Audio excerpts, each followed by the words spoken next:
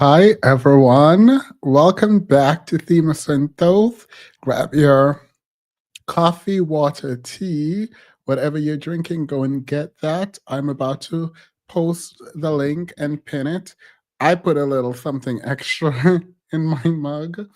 I put a little extra in my mug because after the conversations I've had today about what I'm about to talk about, I think that it is only natural, not only that I don't do it by myself, but I also have differing voices and people who disagree with me to come up. There are a couple of things that I've learned in discussing this prior to coming here, one of which is empathy. Um, and it might be that it seems to a lot of people when I'm going to be talking because of how specifically procedural I am, uh, and keen on language that I am, that I'm either tone policing or I I am not caring about the human that I'm talking about. I don't want that to be the case, so I'm saying that upfront that that's not what I'm attempting to do. And to the extent you feel that way, I it's not an apology up front, but I do want you to know that I'm not trying to cause harm. And so I've opened the panel, particularly when we get to the young lady's story about ghosting her boyfriend for less than a year after she wanted to sort of move in with him. There were words that I've used that I've come to recognize that might evoke feelings of some solidarity between myself and thus the people over in the manosphere. Um, and I do not want that. I will use the word when it's time because I still hold strongly. Um,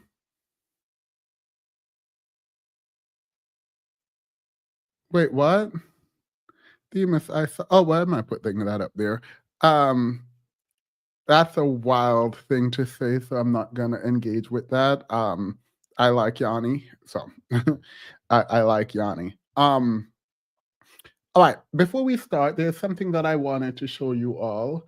And I wish we stopped doing this. So let me show you what I wanted to show you before we start. Um,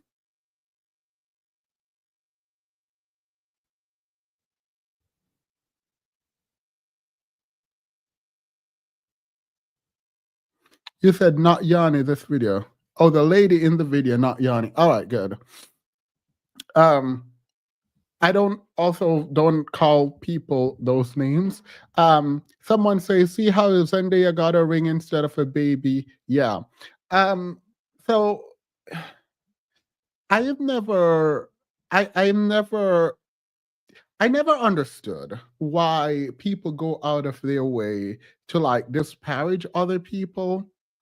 Like Zendaya got her ring, you think marriage is good.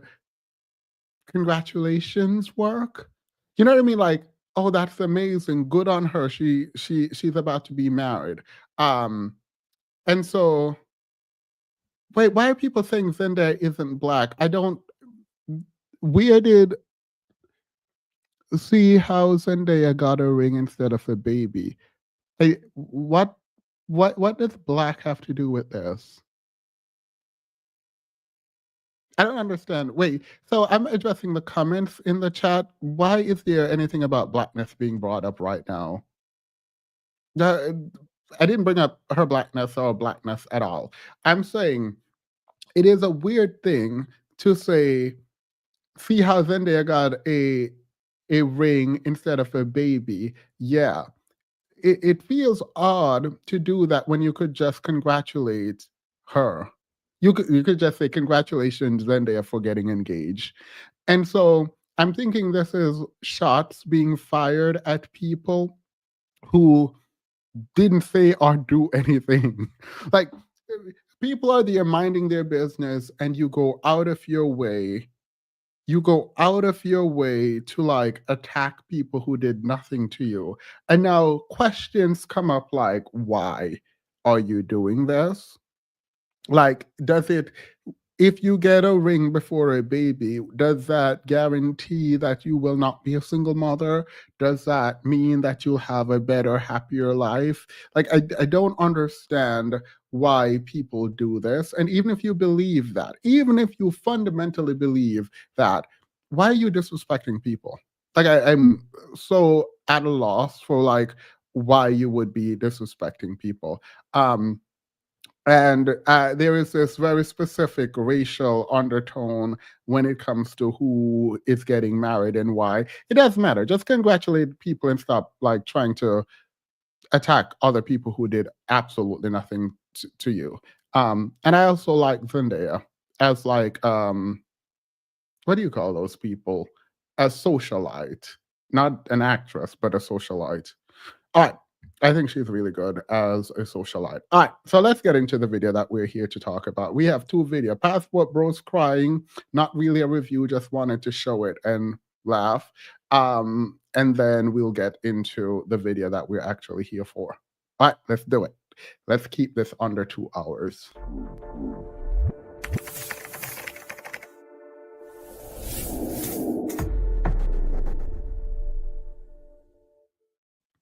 All right. Oh no, yeah, I saw her.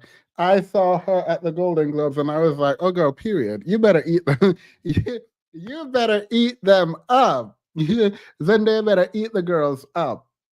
In any case, so you know how the passport bros have been traveling the world talking about they're gonna find their wife, and you. I don't want to go through all this man's content, but he was making content online talking about he's a passport bro. He got his wife. I think they live in Hawaii. And the more I'm watching, and I should have did a compilation of like his videos dragging Western women because they don't know how to listen, they don't know how to follow, they don't know how to be led. Like he's one of them them guys. And no one is ugly, blah blah blah. But like one look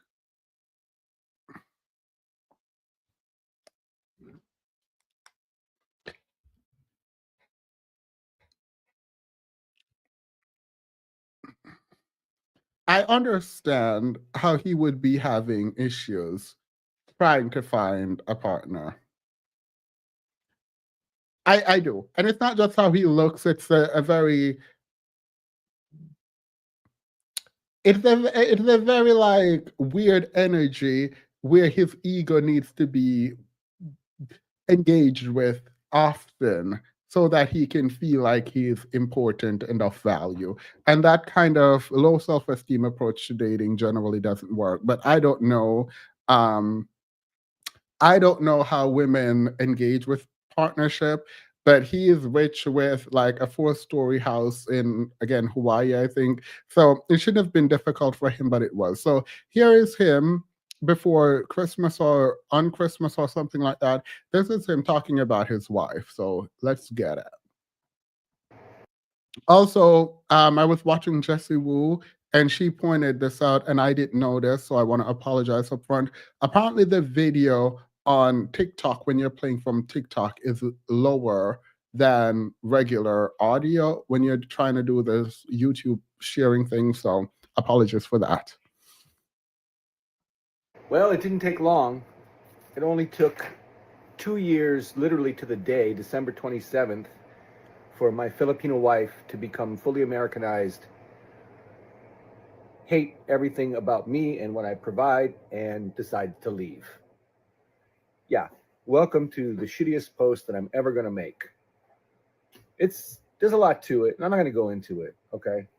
But suffice to say, after providing and going on the Disney World trip, which included the funeral for my mom, I got up to day 6, I think, on that because it all broke down at Magic Kingdom. Fucking ironic.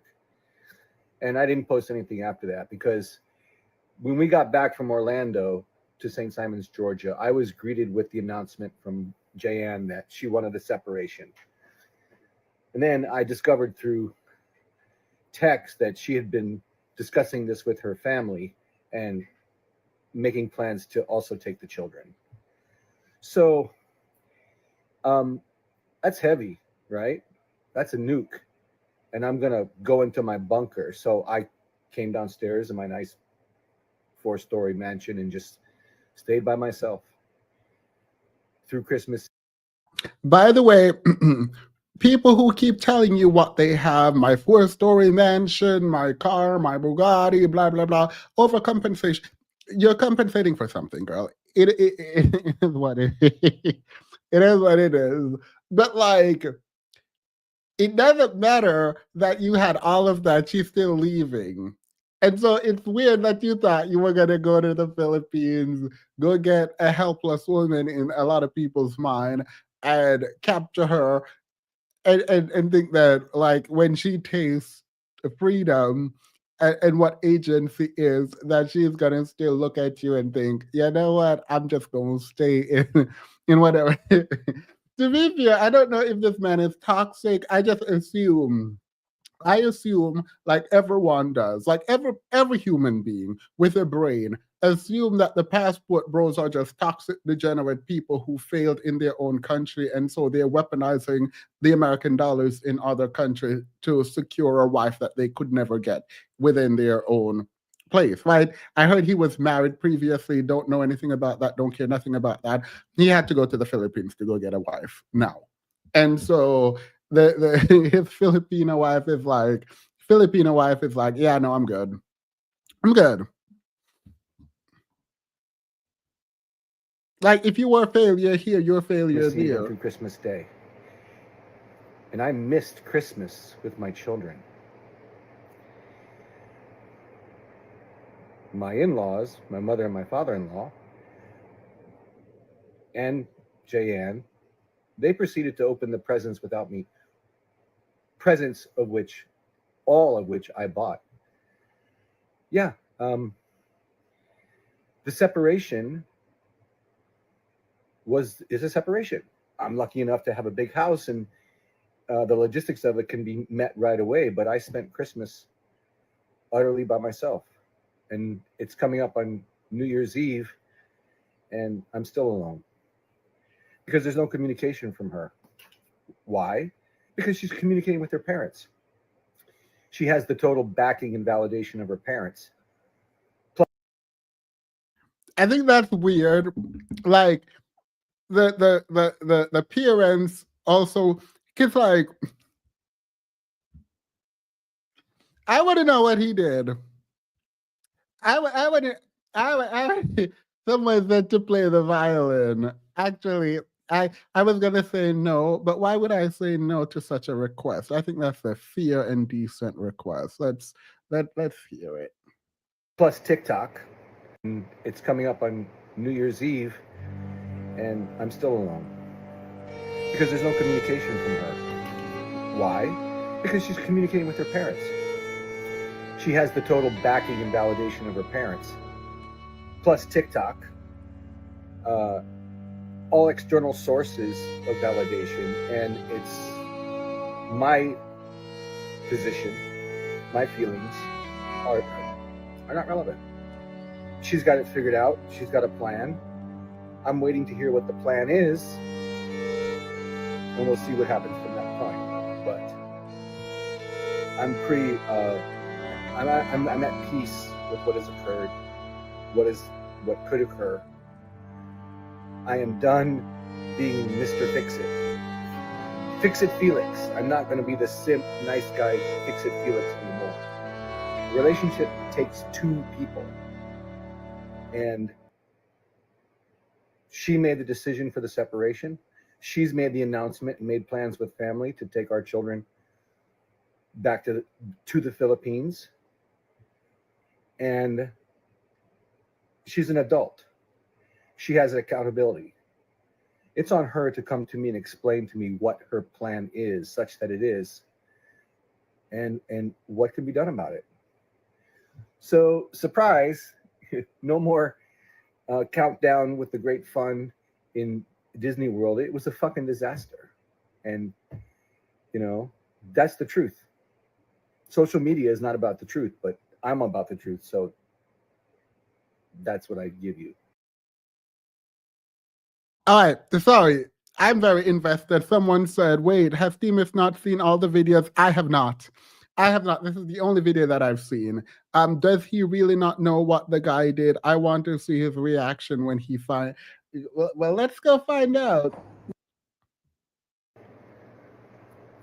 Woke up this morning. Woke up this morning to almost 1,400 comments on my last post about my wife requesting a separation. And the only thing I'm going to say about that right now, and not get into any details, although I know you all want to, hear more of the story, is that the reason I went public with what's going on, and I did that because I believe in this situation, transparency is the most important thing. I think it's the most important thing in any problem. Just be honest. Now, we've gotten to this point because there's been a little bit of dishonesty from Jayanne in the form of texting with her family and people behind my back, discussing things that she really should have just come to me with first. That was our agreement from the beginning of our relationship. We've struggled with it, and that deal was broken. And so, well, it didn't. Just be honest. Now, we've gotten to this point because there's been a little bit of dishonesty from the beginning of our relationship. We've struggled with it, and that deal was broken. And so I'm not talking to anybody behind her back. I'm talking about our problem to the world, so that there's no mistake that I am sincere and authentic in everything that I think and feel. I may not be right, and I'm probably not right in a lot of cases along the path that has gotten to this point. And I will be the first to admit my mistakes where I'm somewhat the bad guy. But overall, transparency is the key. And this is the new digital age we live in. This is a form of communication. Jayanne and I are not talking. And maybe it'll make things worse. Maybe it'll make things better. I don't know. But at this point, I just want a way forward without me making unilateral decisions and pulling triggers. Right? So stay tuned, because I would love nothing more than for Jayanne to come online with me and say what she wants, to, you know, tell us her plan. It is wild to me. It is wild to me that a grown, looking like he's about 70-year-old, but someone said he's 50. Okay, a 50-year-old man is on here talking about my wife won't talk to me, so I'm gonna talk to the camera and ask her to come online to talk to people who she does not know about why she wants to get a divorce from me. You already toxic. You in what world do you try to like strong arm your wife into coming online to have a conversation about why she wanted the absolute ghetto? Let's continue. It's the morning of New Year's Eve. Tomorrow will be 2025. And Jayanne and I, we still haven't spoken. But last night I saw Race and Rocky after an appointment. I brought home McDonald's, and I just put it on the counter, and I sat on the living room couch. And Race came down first. I didn't even know he was where he was. I didn't even know he was behind me. He came up behind me on the couch and just tapped me on the shoulder. And then Rocky came down the stairs, and she shouted, "Papa!" and bounced down. Both of them climbed up on the couch with me and just started jabbering away. Been a week since I'd seen them. And I moved them to the kitchen counter, and I busted out the French fries and the McNuggets, and they gobbled it up. I had texted Jayanne that I was going to be bringing home McDonald's for the kids, and she gave a thumbs up to that. So all was good. And then after they wolfed down the more fries, Rocky said, "Up, up," which means she wanted to get down from the stool. And then she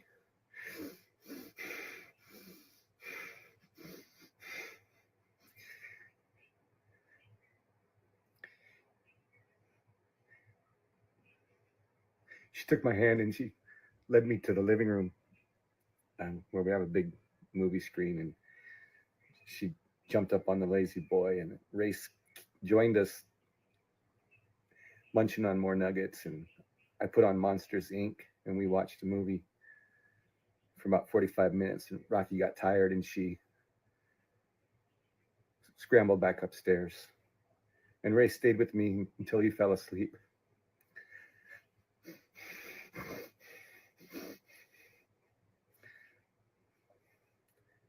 So I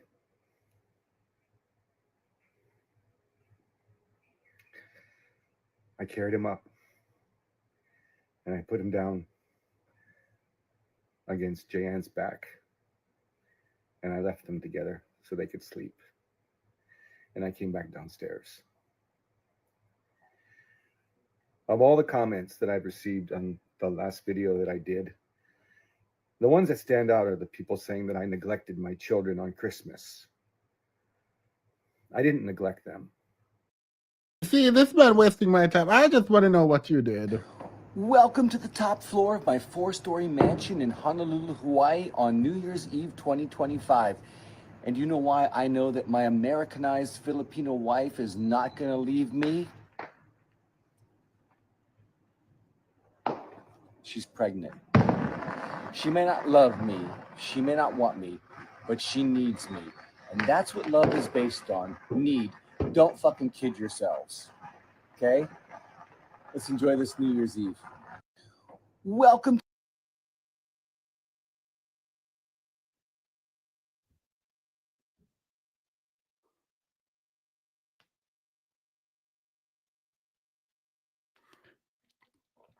So, so what? I think to be, I think maybe all of this is fake now. I think all of this is fake. But love isn't based on, so you trapped, you went to the Philippines and you went and captured a woman. You captured a woman and you said she's not gonna leave because now she needs you financially. Kilo Hey is to be doing TikTok now. The acting is A1. You've been here for a year. Thank you. No tears, just sweating. Yeah, ugh. And it's just like the sweat just look like it's like just like melting. Anywho, uh, ew, this is so toxic and disgusting. I understand why this woman don't like him. Like we can all understand why this woman don't like him. Talking about, oh, she's not gonna leave because she's pregnant and she needs me. Welcome to the top floor of my Happy New Year to all of you around the world. 2025 from Honolulu, Hawaii. Now, if you've been following me, you know that for the last important because I was a passport bro. My Filipino wife has been Americanized. My Americanized Filipino wife. That seems to be triggering a lot of people. Let me explain what I mean. In America, if a woman, if a wife, even a girlfriend, is not happy in the relationship, all she has to say to the world on social media, and especially to the government, I'm not happy. And if she's abused or anything along those lines, the American system steps in.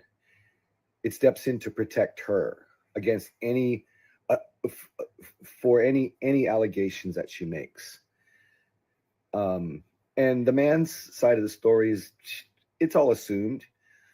I'm an evil, controlling. Sir, you went on TikTok just now. You still have the video up that we just watched that says she's not gonna leave you. She's not going anywhere because she needs you financially. Yes, abuse tend to follow that kind of thinking.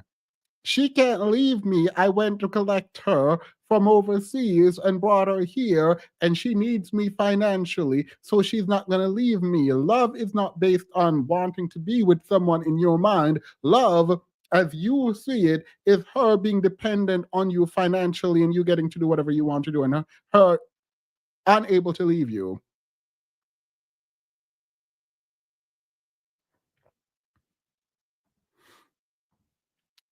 Your reaction.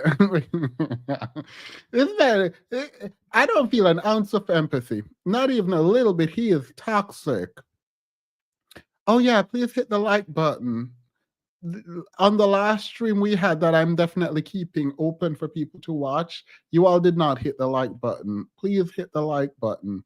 Don't feel bad for his wife, Themis. This was a transactional relationship, and she played into the modern woman or the enemy role. I'm sure she did.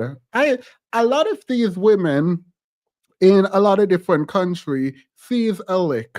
They understand what these men in the US are attempting to do. Well, let me not speak for women everywhere. I can speak for Jamaica. And to the extent they come there, these women will play naive, but they know what they're doing. They do. They do. And I think that's unfortunate for, I think it is still unfortunate for some of these women because I don't think they know fully what they're getting into with some of these really toxic men. And I don't know the wife or have any empathy for the wife because I don't actually know what is happening yet. I honestly don't know. But he seems abusive.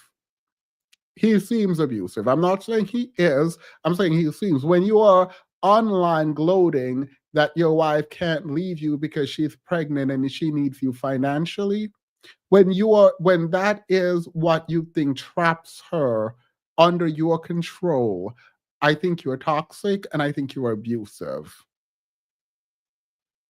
Unplug the microphones, Jesse. Woo! I was watching her today. We're about to get to a video that she was reacting to. Patriarchal, oppressive white dude. And the narrative quickly, instantly becomes me bad, she victim.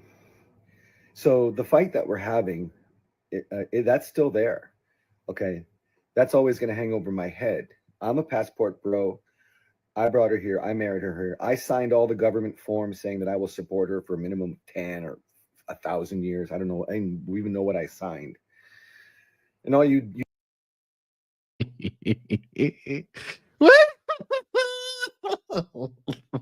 Not I am a passport, bro. I brought her back here and I don't know what I signed. I don't know if I signed that I needed to take care of her for 5, 10, or you're gonna have to pay. You're gonna have to pay. You're gonna have to.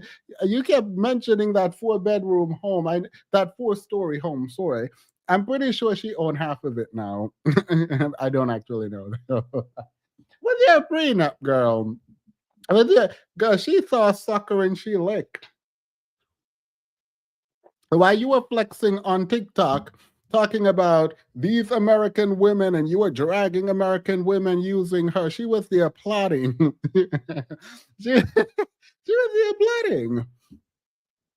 'Cause, like, if you're a loser in America, you're a loser. Like,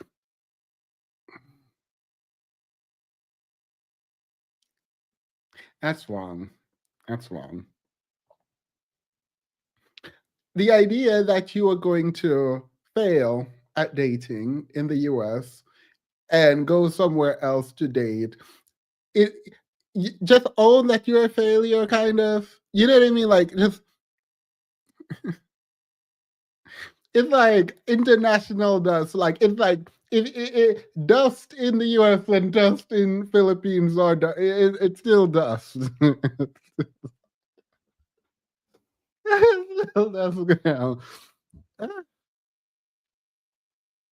you dudes out there who have been through this, you know exactly what I'm talking about.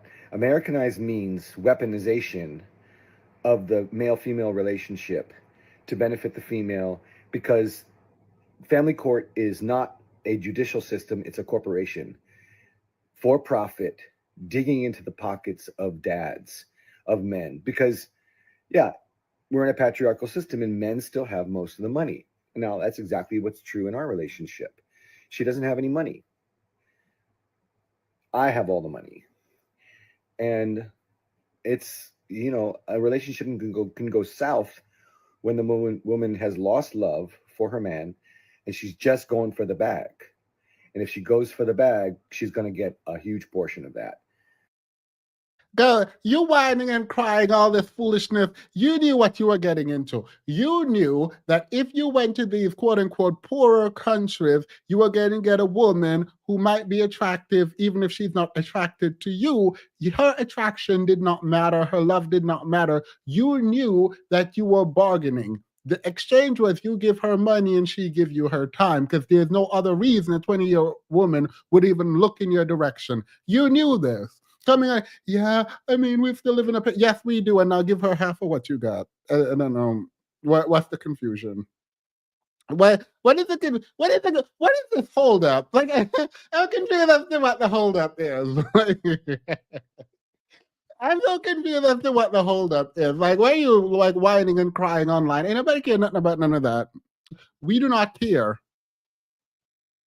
Could have gotten a prenup. Attacking her, but because I think he probably thought this girl don't know anything about anything. She won't work. She'll just be at the home. She'll be very grateful for me and with me. And it's like, girl, I just wanted to come to America and get this green card. You add in all this marriage and all this children and all of that other thing. It's like, girl, I just wanted to come to the U.S. with a green card. Now I got it. Goodbye. 31-year age gap, that is two full generation age bachelor's degree and 2 to 15-year mortgage on a home. He used her youth and womb. We are only 10 minutes in, right? Absolutely not. Thinking we're going to feel sorry for you. You're a grown man. You should have gone and find someone, I don't know, your equal. Should have found someone your equal. Oh no, because you thought if you went to a so-called, I hate this phrase, but using it for impact, third world country, you could just go pick up a woman off the street, take her home, and she can't do anything about it because you have all the money. I ain't reading that. I ain't reading that. I ain't reading that. Yeah, I love calling people bandits. There's only one person in the world that says the word bandit in the way that I love to hear. And it's like music to my ear.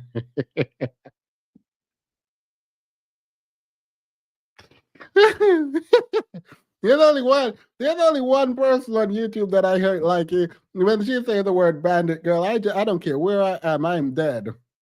I'm dead.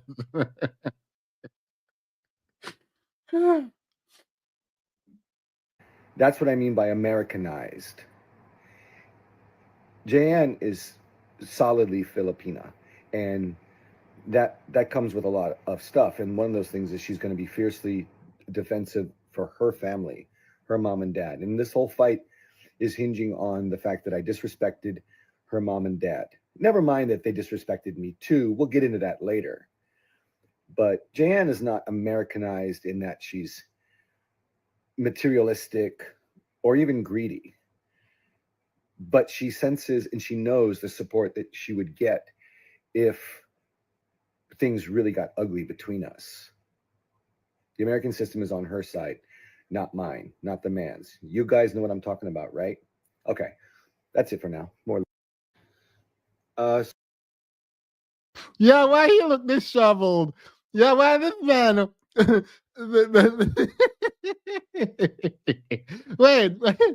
the videos keep getting progressively worse. Like you think he's in his final form, you see him, and you think he's in his final form of just broken. And each video is progressively worse. Why does this man look disheveled? Why is there here? Period. Let's get into it quickly. You need to hurry this up, sir. I need to get on to my other content. so a couple of my videos have gone viral. I'm the guy who is separated from his Americanized Filipino wife. Yeah, I'm Chad to dad.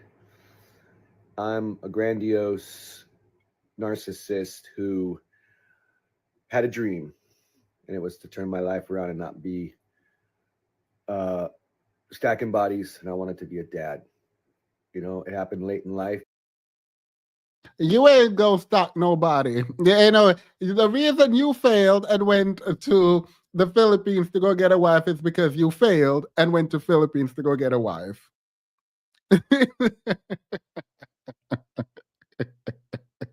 Like it's like I'm watching Dragon Ball Z, and every time you think Vegeta gets killed, every time Vegeta gets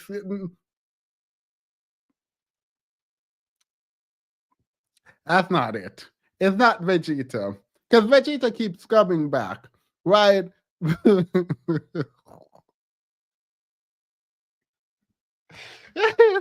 Vegeta, and his heel line is like that, right? So it makes sense. But I'm actually Team Vegeta, so I'm not going to do my boy Vegeta like that. I am Team Vegeta. Kakarot is just a whole different level. But every time you see these villains getting killed, right? Like you can Majin Buu, right? Like Majin Buu is a perfect example.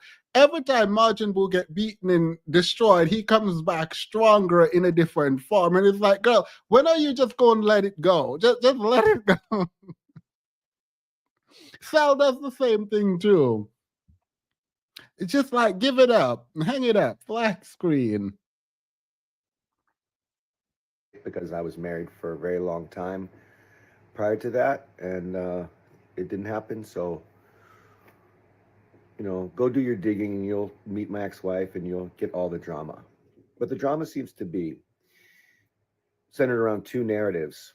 One narrative, I'm a sick, creepy, oppressive, controlling, rich bastard who uses my power, influence, wisdom, and wealth to control an innocent, naive, dumb third world woman. And the second narrative is I'm the victim of a manipulative, conniving, long game playing gold digger. What's missing from all this is the real narrative, our story, our love. Yeah. Our love is there to work. How delusional? How delusional are you? How absolutely our love. What's missing from this? I have Wagyu. I see it's in Wagyu yesterday, and I want to like make one today. So I have one overnight, and then I'm gonna have another tomorrow. So 2 nights. I'm trying to figure out if seasoning it changes the texture in any way and how it brings out the flavor because I've never done this. And like I can do it with regular steak, but like this sort of Japanese style I find is like odd. I'm just bringing that up because I'm annoyed with him right now. Um, so I'm thinking about what I'm gonna eat tonight. I'm thinking about what I'm gonna eat tonight because ain't nobody got time for this man talking about my love. Our love. There was no love. You ain't love that girl, and that girl ain't love you. You wanted a young, beautiful, I don't know what this woman looked like. Woman, I do. And you went overseas to go get it because no one in America wanted you. And in exchange for that youth and beauty, you were gonna give her money. And like a mansion. So We have problems, but we have a lot of love. And we're going to we're putting it out there because it needs to be told. All right? And it is helping us. JN watches her supporters and I watch my supporters. And we come back to the table and say, okay, are we just fucking walking memes? Or do we have our own identities? And we're united in fighting for our own identities. So, thanks for the views. It ain't going to change what happens. It's all projection of folks' own hatreds and prejudices and experiences in life. But this is its own. And she buried herself under the covers and said, oh my God, oh my God, oh my God, it's my husband. What? Hey, everybody, Chad to Dad here. What's really surprising me are the passport bros, the passport bro community coming at me as hard as the bitter divorcees, saying that I'm giving up the gig, that I'm ruining it for them, that I'm giving the bitter has-beens too much ammunition and fodder, that it's been quiet for. to the passport bros who are going after this man, telling him to shut up and not give us the game, leave this man alone. He's not giving anyone any game. The only one deluded enough to believe that the passport bros are nothing but a bunch of useless, weak, nothing B words going overseas trying to get what they couldn't find in the US and will never find anywhere else as long as these women have any kind of resources. Anyone who believes there is anything more than sex tourism in that group is wild, diabolical, and useless. The only people who believe anything positive about the passport bros are the people in it themselves. That much is clear. The FBI has been watching you. The CIA has been watching you. No legitimate agency thinks what you're doing is good. People are trying to arrest you as we speak right now. You're getting kicked out of this country, that country. You're getting executed in this country and that country. And still, y'all are pushing the same dusty talking points, ignoring the fact that literal government agencies in different countries, Brazil comes to mind and Thailand, are literally after you all because they don't want you there. I think the influx of black men into the space actually has caused more problems for everyone else in it. But like the problem is there, has been there. For a little while in the passport bro world, and so this is the chickens coming home to roost. You know, this is the shoe dropping. All the bros that went out during pandemic, you know, to get their bride and come back and are all starting to have problems now. I don't know. Okay, I'm just being honest about the problems that I'm having with JN, and I don't know if it has anything to do with passport bros or just us as individuals. But I want to tell a little story for all you passport bros. You know, think that you discovered something or you onto something that's now being ruined.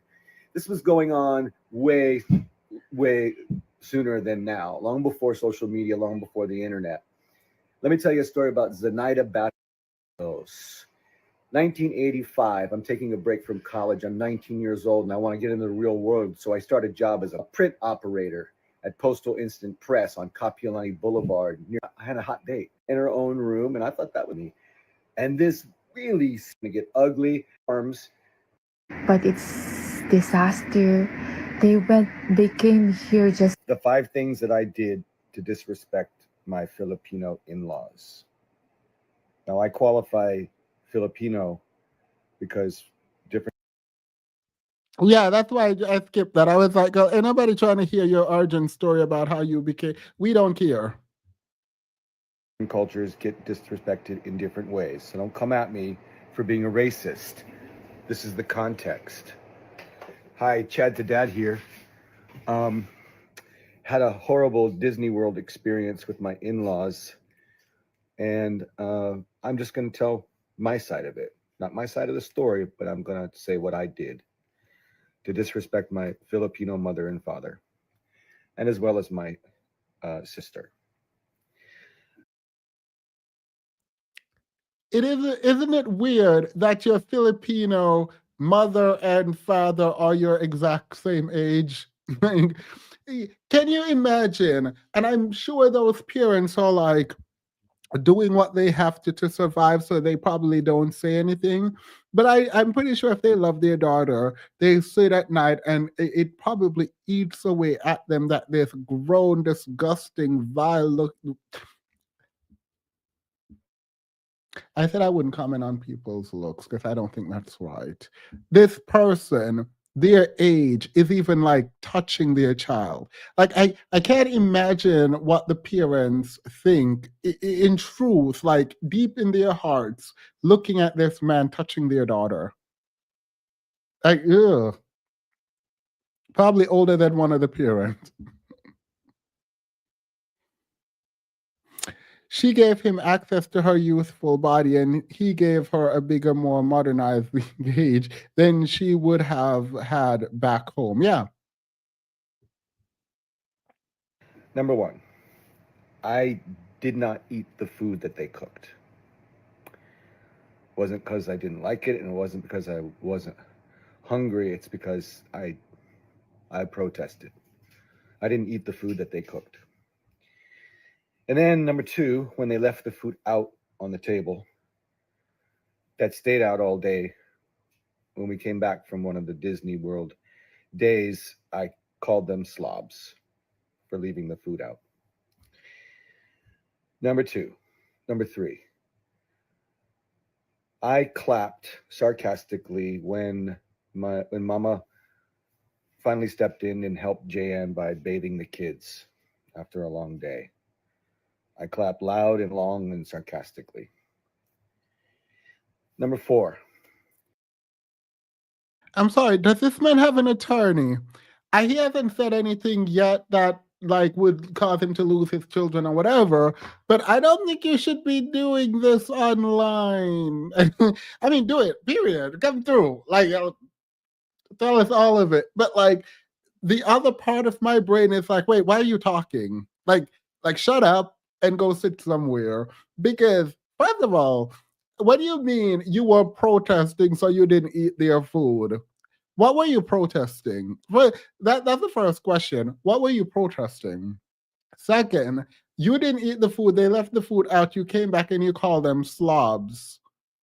Okay, so I understand why the parents don't like you. I under how you go and just disrespect someone's parents like no, he was in the initial video, he's like arguing, trying to figure out why the parents are taking the girl's side, the young lady's side. Um and now we know. Now we know whose side whose side are they gonna take? Chad Dad's skin has the same consistency as Joe. Someone like Chad know that retinol is for men too. I actually just started really using retinol. Um, and I actually like my skin is actually pretty smooth. I don't know if it's from that or just like good skin routine. The food gets them every time. Yeah, yeah. People feel real disrespected when you don't eat their food. I snatched the keys out of Papa's hands. He spent his morning loading the car up, getting ready to go back to Georgia, and he went to hand the keys to me, and I just snatched them out of his hand and went down to start the car. Why? Wait, why did you do that? Like, you can't just say the thing you did without any context. I think this man might be like a bit like not fully.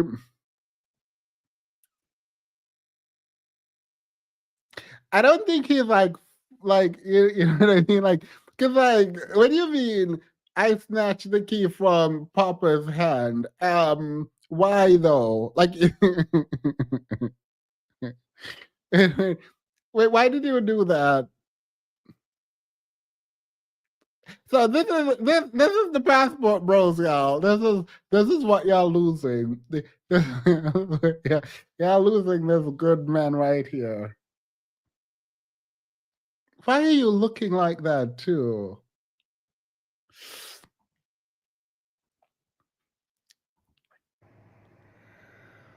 And number 5, I told Ate, fuck you too, when she said that I was being a bad host. All right. Wait. Wait. When you said two, I was like, okay, period. I don't care. But like, why did you add two when she said you were being a bad host? They they, they didn't say F you. Like someone put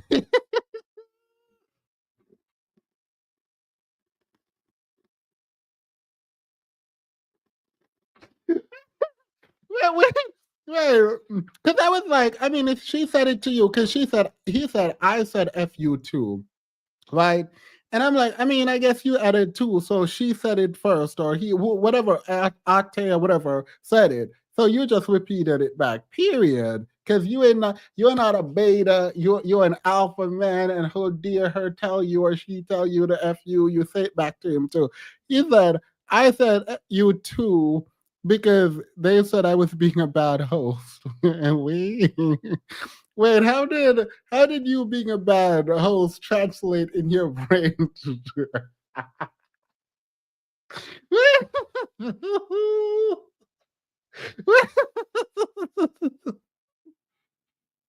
Come here.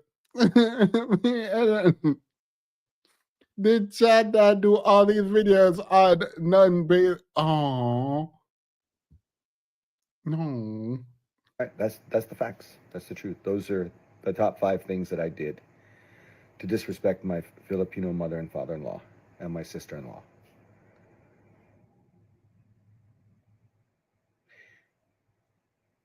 I'm going to make things right. But it's too soon for that. And we will get to it. I just wanted to clarify too that I am not getting any allowance and I don't have credit card. So everything that I am purchasing, I have to ask permission and I have this needs to be discussed. So if you want something, we're gonna discuss it. This is how our marriage works. Everybody, Chad the Dad here, coming at you with some more rage bait, which I just simply call the truth and reality. And I'm happy today because I get to spend some time with my son as I do a little remodeling. Somehow my ex-wife got dragged into this story as the sponsor of everything that I'm broke, and my ex-wife paid for the Disney World trip. We were liars before this. We were kidding ourselves. I know that it's going to be hard on you, me taking the kids back to my home country, but I think it's going to be the best decision to work our falling relationship. I'd also like to have a written letter that you are allowing me to take the kids, allowing me to take the kids with me. I don't want to be in a position where I am being accused of something I have no intention of doing. The kids will be taken care very well with my family's help, as well as me during this pregnancy. I hope this time frame being away would also help you to focus on your work and business, Jayan. So the plan is she will go back because she will get better support with from her family there. Because here in Hawaii, it's just us. It's just two parents, raising two toddlers, and now a third on the way. Um, and uh, well, it's scary. It's scary for both of us because for me, it's if it's a willing departure, then I trust that she comes back. She wants to come back in the final trimester and have our third child here in Hawaii because it's better to have a child in America. That's a good part of being Americanized, I guess, because our first child was born in Manila and he contracted meningitis in the hospital and was in NICU for 14 days. Um, and then she's trusting me to take care of them, provide them with everything they need while they're there. And the hardest part will be, for me personally, being away from my children. And I know it will be hard for Jayan because, I'm very bonded to them. They're very bonded to me, and she enjoys seeing that. That's what a family is. But it's also the reason why the Disney World trip happened and not her going back to the Philippines because she was homesick. Um, I know she mentioned in a earlier post that I reneged on an agreement that she could go back for a couple of months. And the real reason I reneged on that is because after I'd agreed to it and actually booked the tickets, I, I was going to be without my children for 3 months. And it wasn't a bad renege or, cancellation because all I said to her was just picture yourself being without Race and Rocky for 3 months. And it was settled that way to be continued with something else. And the something else was the Grand Disney World trip. And I'm going to talk about that again because I want to give more explanation as to why I was. All right, I'm tired of this, man. I'm tired. This man delusional. This man said he gonna send her home with the kids because he knows that love gonna bring her home.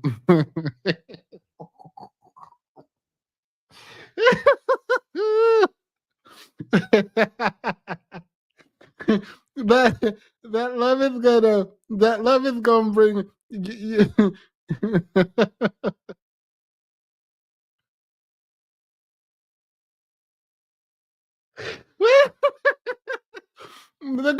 that lady is out of. When I said that girl want to go, I think the lady thought maybe the money will make up for all of that. maybe the money will make up for all of that. And she was like, mm-mm, not enough money in there's not enough dollars. You're a great host. Thank you. Is he MAGA? Did I just hear Anchor Baby? Yep, he's trying to not make sure that his child is born in the US, which is probably really smart. Um, Unfortunately, the Philippines are a party to the. So I I'm not sure why you're saying this, but when I was studying international law, um, wait, I don't know why you're saying this. Sorry.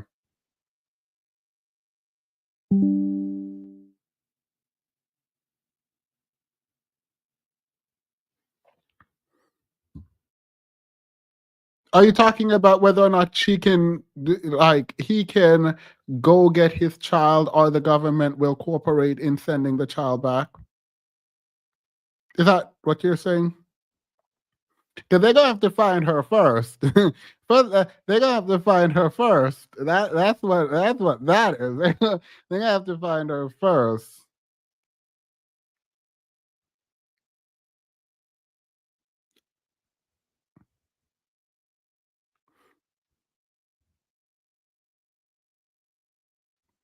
I did it in terms of war.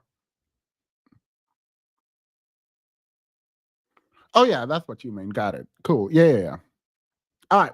Sorry. So now that we have had that fun out of the way, let's actually get into something that's not that fun, that you guys will be mad at me for.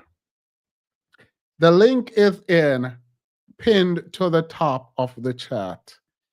And I don't want to do this by myself, insofar as I don't mind giving y'all my opinion on this, but I think y'all going to disagree with me.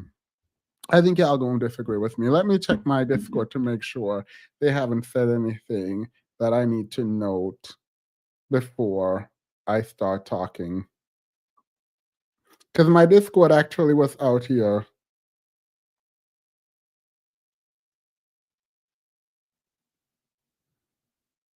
All right, they said nothing. All right, here we go. So this young lady has come on the internet to let us know that she ghosted or broke up with, she said ghosted, her boyfriend because he would not let her move in with him after she lost her job and was on her way to homelessness. Now, I'm gonna play this. I'm a I'm gonna play this. I'm laughing because I'm remembering how annoyed I was in the chat, while also sort of filtering information in the way that I think that I should filter the information for how I should put the information out. Um, from the offset, I have a lot of sympathy for her. I think that it is. I should do this afterwards, shouldn't I? But I think that it must suck to be with someone for almost a year, and when you need their help, romantically be with someone for almost a year, and when you need their help, they do not show up for you. Um, I don't know what that feels like. I think that must be sad. I know that must suck for her. Um, so let's watch and let's talk. Friend on New Year's Eve, and I have not spoken to him since. Before I get into this, I just want to say that me and my boyfriend, we have been together for a year. Well, almost a year, 11 months. A year on February 2nd, we will have been together. Okay. My boyfriend is also 34, grown man.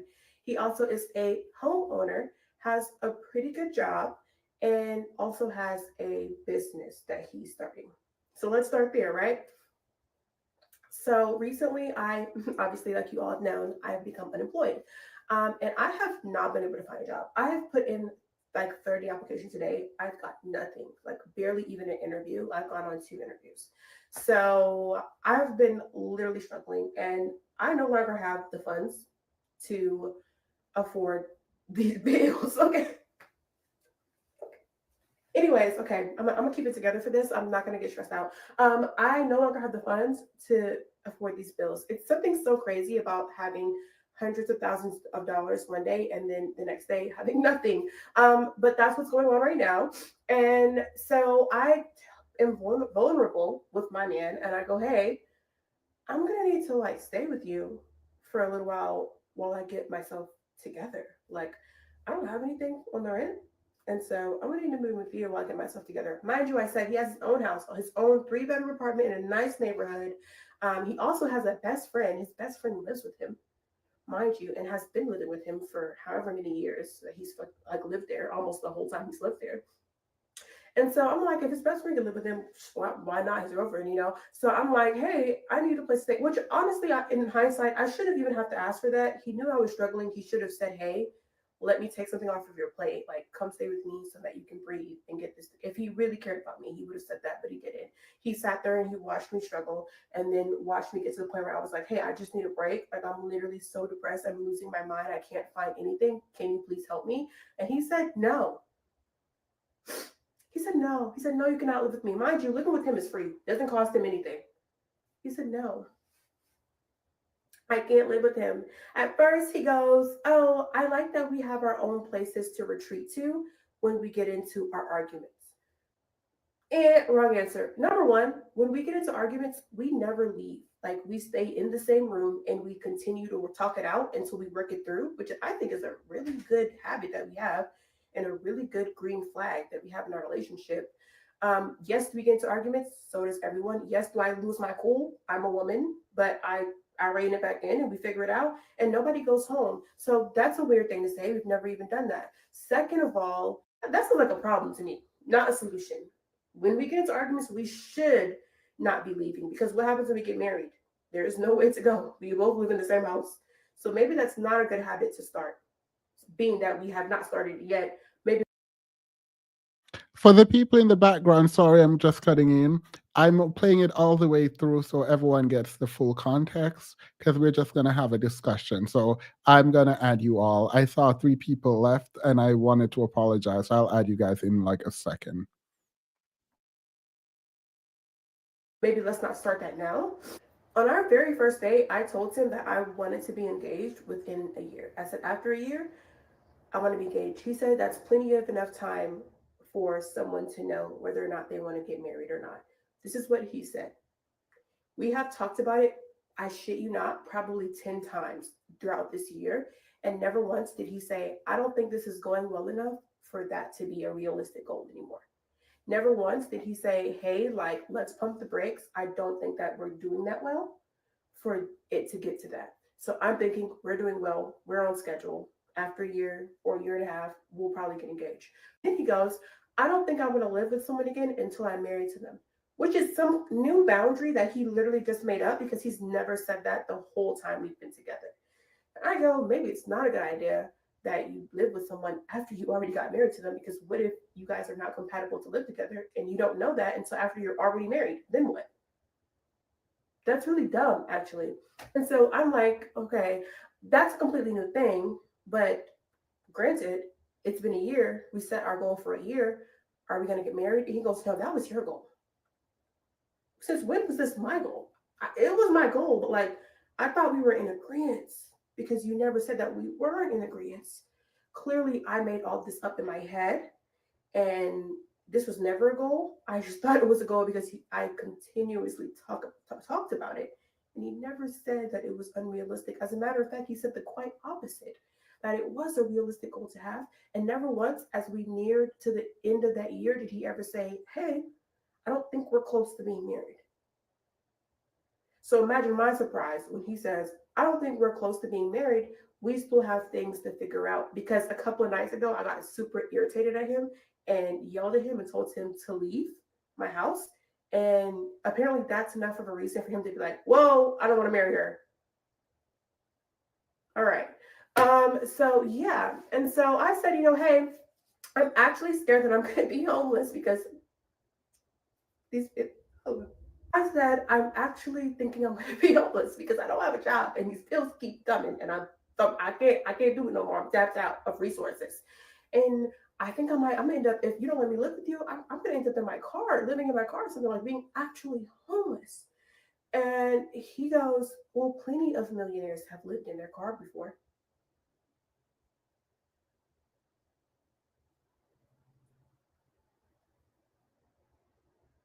What the fuck? So basically, he said, yeah, no, I'm not gonna help you. I'm sorry that you're dealing with this. I know it's hard, but basically, he told me that you never really do have anybody to depend on and you come alone in this world and you are your own person and you should be your number one priority because nobody else is going to be dependable, which I translated to he is not someone I can depend on. Why would I ever marry someone that I can't depend on? I'm a dependable person. I've had friends that I've let stay with me, that I've given a place to stay for free, that I've been able to like say, hey, you can lean on me. Like, don't worry about nothing. Take a break. I got you. So if I can be dependable to my friends, you can be dependable to your girlfriend. It's not a crazy concept. Yeah, we do come in this world alone, but relationships are the whole reason of everything. You should be able to depend on the people around you, on your community. They should be people that you can say, hey, you do owe a responsibility to the people you love and the people you care about. And apparently, he doesn't think that way. And I don't think I can be in a relationship with someone who doesn't think that way. And so I decided that I kind of ghosted him. I just stopped talking to him and I probably will never speak to him again. That really turned me off. And yeah, that's why I broke up with my boyfriend because he said it was okay that I be homeless. I should be homeless while he goes home to his 3 bedroom house in a nice neighborhood and rubs his feet together under his nice comforter set, his nice sheet set, and watches his 70-inch TV on the wall and twiddles his thumbs together while I'm out in my car in the cold. Talking about he's going to give me a blanket for Christmas so I don't be cold. You gonna get you a new bitch for Christmas. I ain't even.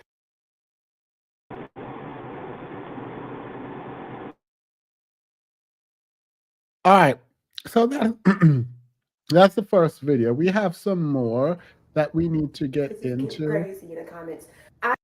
Okay, so But before we go there, I want us to stop for a moment and talk. Um, so let me just be upfront. The Discord and I, we are in we're in a very tight disagreement here. I think the boyfriend is a terrible person. I think so. I think even if you were just a friend, you're a terrible friend. Um, Actually asked a friend today, just a friend, if I needed a place to stay for, I did say a month, because I'm trying to move, which is true. Could I stay with them? And they were like, wait, what do you mean? Yeah, just come over. And I was like, oh, okay, cool. I don't actually need it. I just wanted to test. And then I told them the whole thing about this, right? So I think there should be some expectation that like people who are in your life in such an intimate way would be there for you if you need them, right? That being said, the word, and I've kind of gone back and forth on this, and you guys haven't heard the thing yet that triggered it, but you will in a moment. Um, there is a word that I think is going to turn you all off, and I want to apologize in advance because it is true for me, and this is how I feel. There is a high level, not my computer. Wait, Yeah, the maybe I computer said absolutely not. maybe um I think there's a I'm still gonna do it though. I think there's a level of entitlement here that I do not like. To record this video and post this video and drag him, because how dare he not move you in after you've kicked him out of after you've kicked him out of your home because of an argument, in the same conversation where you are telling us in the same story, you're like, oh, we don't leave when we're upset, we stick together and we talk it out. You would tell us that you got annoyed with him, so you kicked him out of your home to go home. You're going to say it is idiotic of him and you think it's dumb. Verbatim, you think it is dumb for him to even suggest that you all it's good that y'all have separate spaces to go to when you all have a disagreement. Meanwhile, you're kicking him out of your home when you're annoyed. Why would you think it's dumb that he would say something like that? This is not in defense of the boyfriend, because I think a good person would give you a place to sleep so you're not homeless, but you're not entitled to that. All right, that's the preliminary stance. UG Rose was first, and then Level Up Single Mom. Let's do it. Hey, Themis. Good evening. How are you? Good. How are you? I'm doing all right, love. Thank you. Thank you. Yeah, I'm not digging her attitude. Like I have to admit, like if I had a partner and he automatically assumed that because he's going through whatever manner of trial and tribulation he got himself into, because she did mention that she had hundreds of thousands of dollars, and somehow now she's gone from that to the other extreme of having nothing and having to sleep in her car. I'm wondering what happened with her finances, that there was no way for her to manage this situation independently. It would have been nice to be able to consider that, yes, if it hit the fan, my partner would anticipate my need for a place to stay because of what I am going through. But to Hmm. assume, especially if we just finished having an argument where I did the exact opposite of what I purport we always do, which I flew off the handle and I kicked him out when that is not how we quote unquote handle things, because it's not the adult way to handle whatever. She kicked him out. That already probably put a bad taste in his mouth.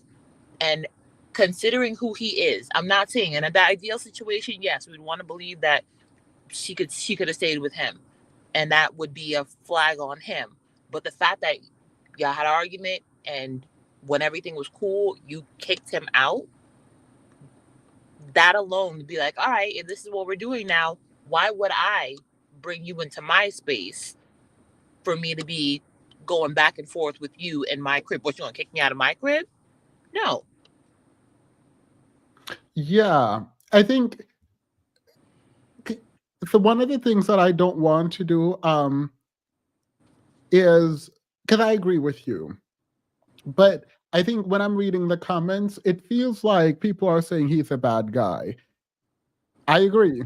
He's a bad guy, Right. right? I think that if your partner isn't willing to invest in you and take care of you, they're bad people and you probably should leave. The question for me is whether or not she's entitled.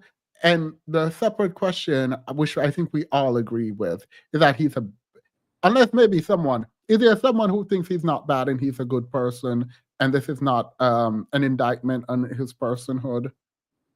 Yeah, I think it says that there's no disagreement. I don't think that he's a great partner. Like again, if something as little as an argument could set someone on a course to watch you go through struggle and not try to intercede in whatever way they could. Whether it's like, okay, you can't stay with me, but I know someone that I'm close with someone, I'm cool with someone, and they will put you up on my behalf until you get on your feet, and for a finite period, because I would expect another adult to do what they have to do to try to make this stint as short as possible. No one can foresee a hardship. No one can foresee how soon they're going to be out of a hardship. But you would want people that are the closest to you to do something on your behalf if they are of the character that you believe that they are to constitute you being friends or in a relationship with them in the first place. Yeah. I didn't need any more anymore. He said no, she's wrong. Period. Um he's living with that man already. Three is a crime. That's also something else. Vitamin, go ahead before we move. We continue.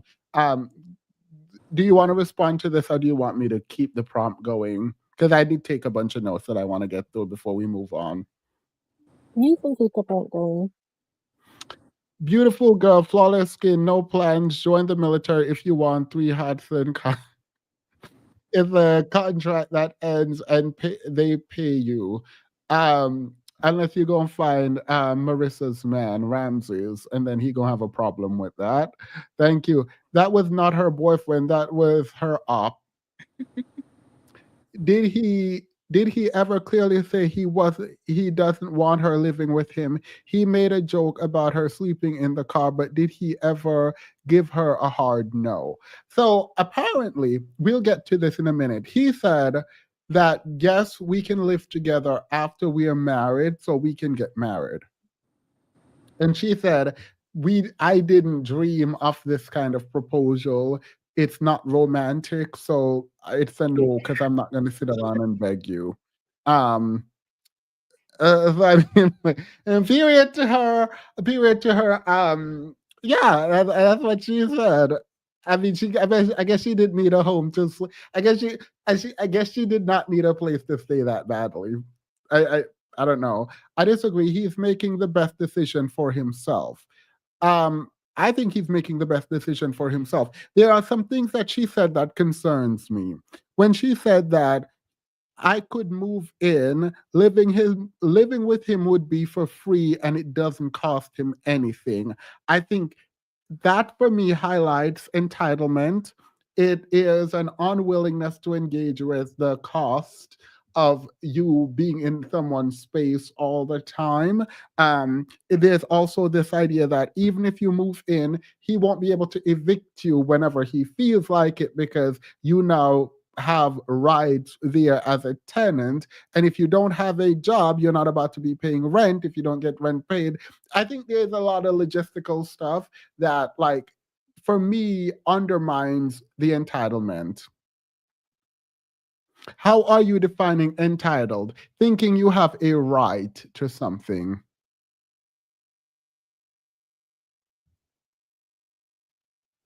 Thinking you have a right to something is entitlement when you don't. If you have a right to it, then you do. Now, if there's an argument that she has a right to his property by being with him, then I would love to hear it. Homeless women should have to marry. I mean, I don't think homeless people experiencing homelessness should have to marry for anything, but I feel like that becomes a governmental problem and like a community problem than feeling like you have a right to someone else's things. This is not to say he is right and he is a good person. I think you're a bad, terrible, disgusting, degenerate person if someone that you're with intimately needs your help and you're like, girl, absolutely not. I think you're a bad person. But I also don't think the woman has a right. You're not entitled. And this is why having your own is so important in my mind. Having your own is so fundamentally important because you're not entitled to anyone else's home, money. You're not entitled to any of it. And the moment you feel like you are, it becomes a problem. All right, go ahead. Anyone, level up. Or was it Jay? Uh, okay. So, Yes, it's Jay Ashane. Oh, do you hear me? Is someone else Yeah. going? Do I need to wait? Well, if level up, if you're going, you're muffled, like a very, very muffled. can you hear me better now? Yeah. Okay. So, in a general sense, like, no, nobody's entitled to people's things. But when we're talking about like intimate relationships, specifically intimate relationship between a man and a woman, considering the risk to a woman as a woman that I'm taking, and I'm talking about like with if they're intimate, you know what I mean, the things that can happen in terms of pregnancy and things like that. I do feel like it's just a given that a woman should be able to, if something happened, an emergency, which this isn't just her like, oh yeah, I just don't want to work anymore.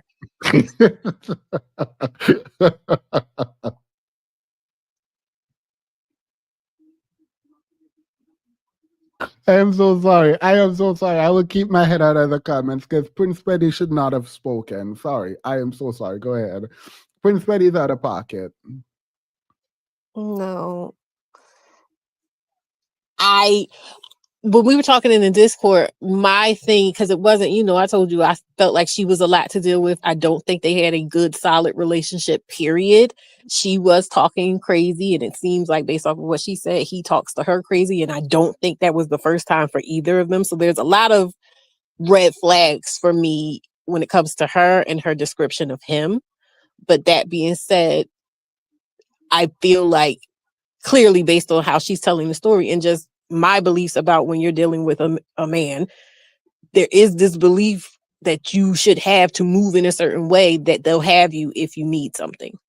So in that way, I don't feel like it's an entitlement. Like, I feel like it's a natural expectation in a situation like that, like not just in general per se. It feels like if you have that expectation, then you go around the world and make yourself. I feel like you put yourself up to be disappointed and like homeless. To have that expectation, I feel like to have that expectation of someone is wild. I mean, well, again, I brought in specifically, I, my personal choices. That's why I don't really indulge, because I don't know what I can expect or should expect from dealing with people. In my experience, they had me thinking I was crazy. And so I'll just be the crazy one and be to myself. Right, because I mean, if like the question, like it I, begs the question: if the roles were reversed and he just lost his job and could no longer maintain his own residence, would he be right to have the expectation of moving in on her? And I think more than 80% of the I, people listening, UG, there's a sound in your background. Someone has a sound, and I don't know if it's copyrighted. oh, So to hear, um, Jay, um, I think 80% of people would have said no, right? And I think there's an argument about patriarchy and men need to stand on their own and all of that, right? But I think that if we're talking about intimate partners, because even the way that Vitamin explained it now, it was about the woman's risk in engaging sexually with the man should create some kind of right to his things.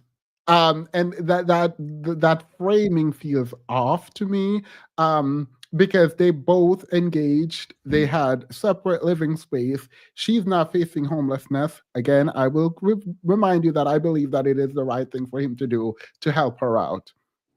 Well, However, I'll give a caveat. I, I, I'll give a caveat in the sense that if they have an established egalitarian relationship, if he is not like if they're not performing a patriarchal type of situation in how they deal with each other, then fair enough.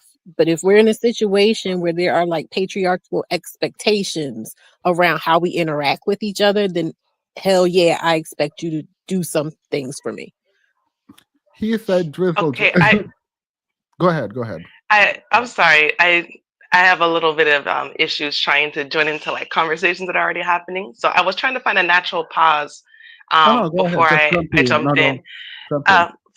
Okay, so a little bit of perspective from me. I just experienced homelessness with my 4-year-old daughter for 10 months. Oh, So I'm I'm coming sorry. from the well, we got through it. I'm back home in my house in Belize now. It was a tough time, but we got through it. And so I'm having that perspective. Um, Also, something interesting that I don't know if there's a reason why, but anyone might have peeped.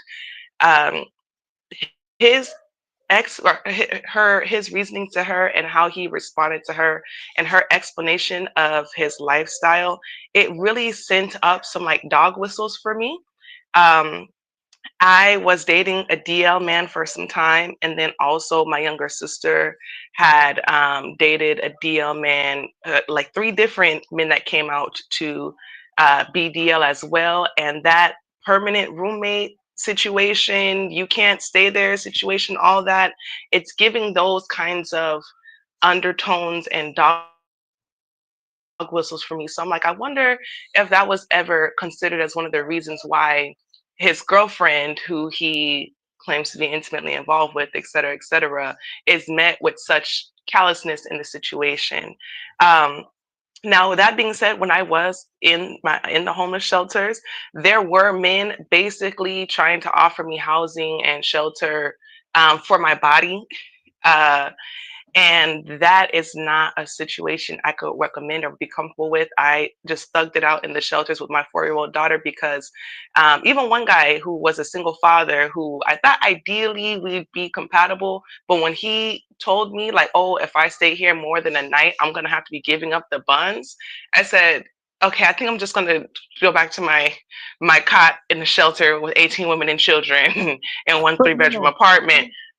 so but that I think that is what I it feels like that's the natural consequence of people who are saying she's and because she's sleeping with him that he needs to give her a place to stay or she's entitled. While they don't say this, it feels like the entitlement because she gives him her body. She's entitled to a home, which then the converse now, is it then true that because Yeah, no.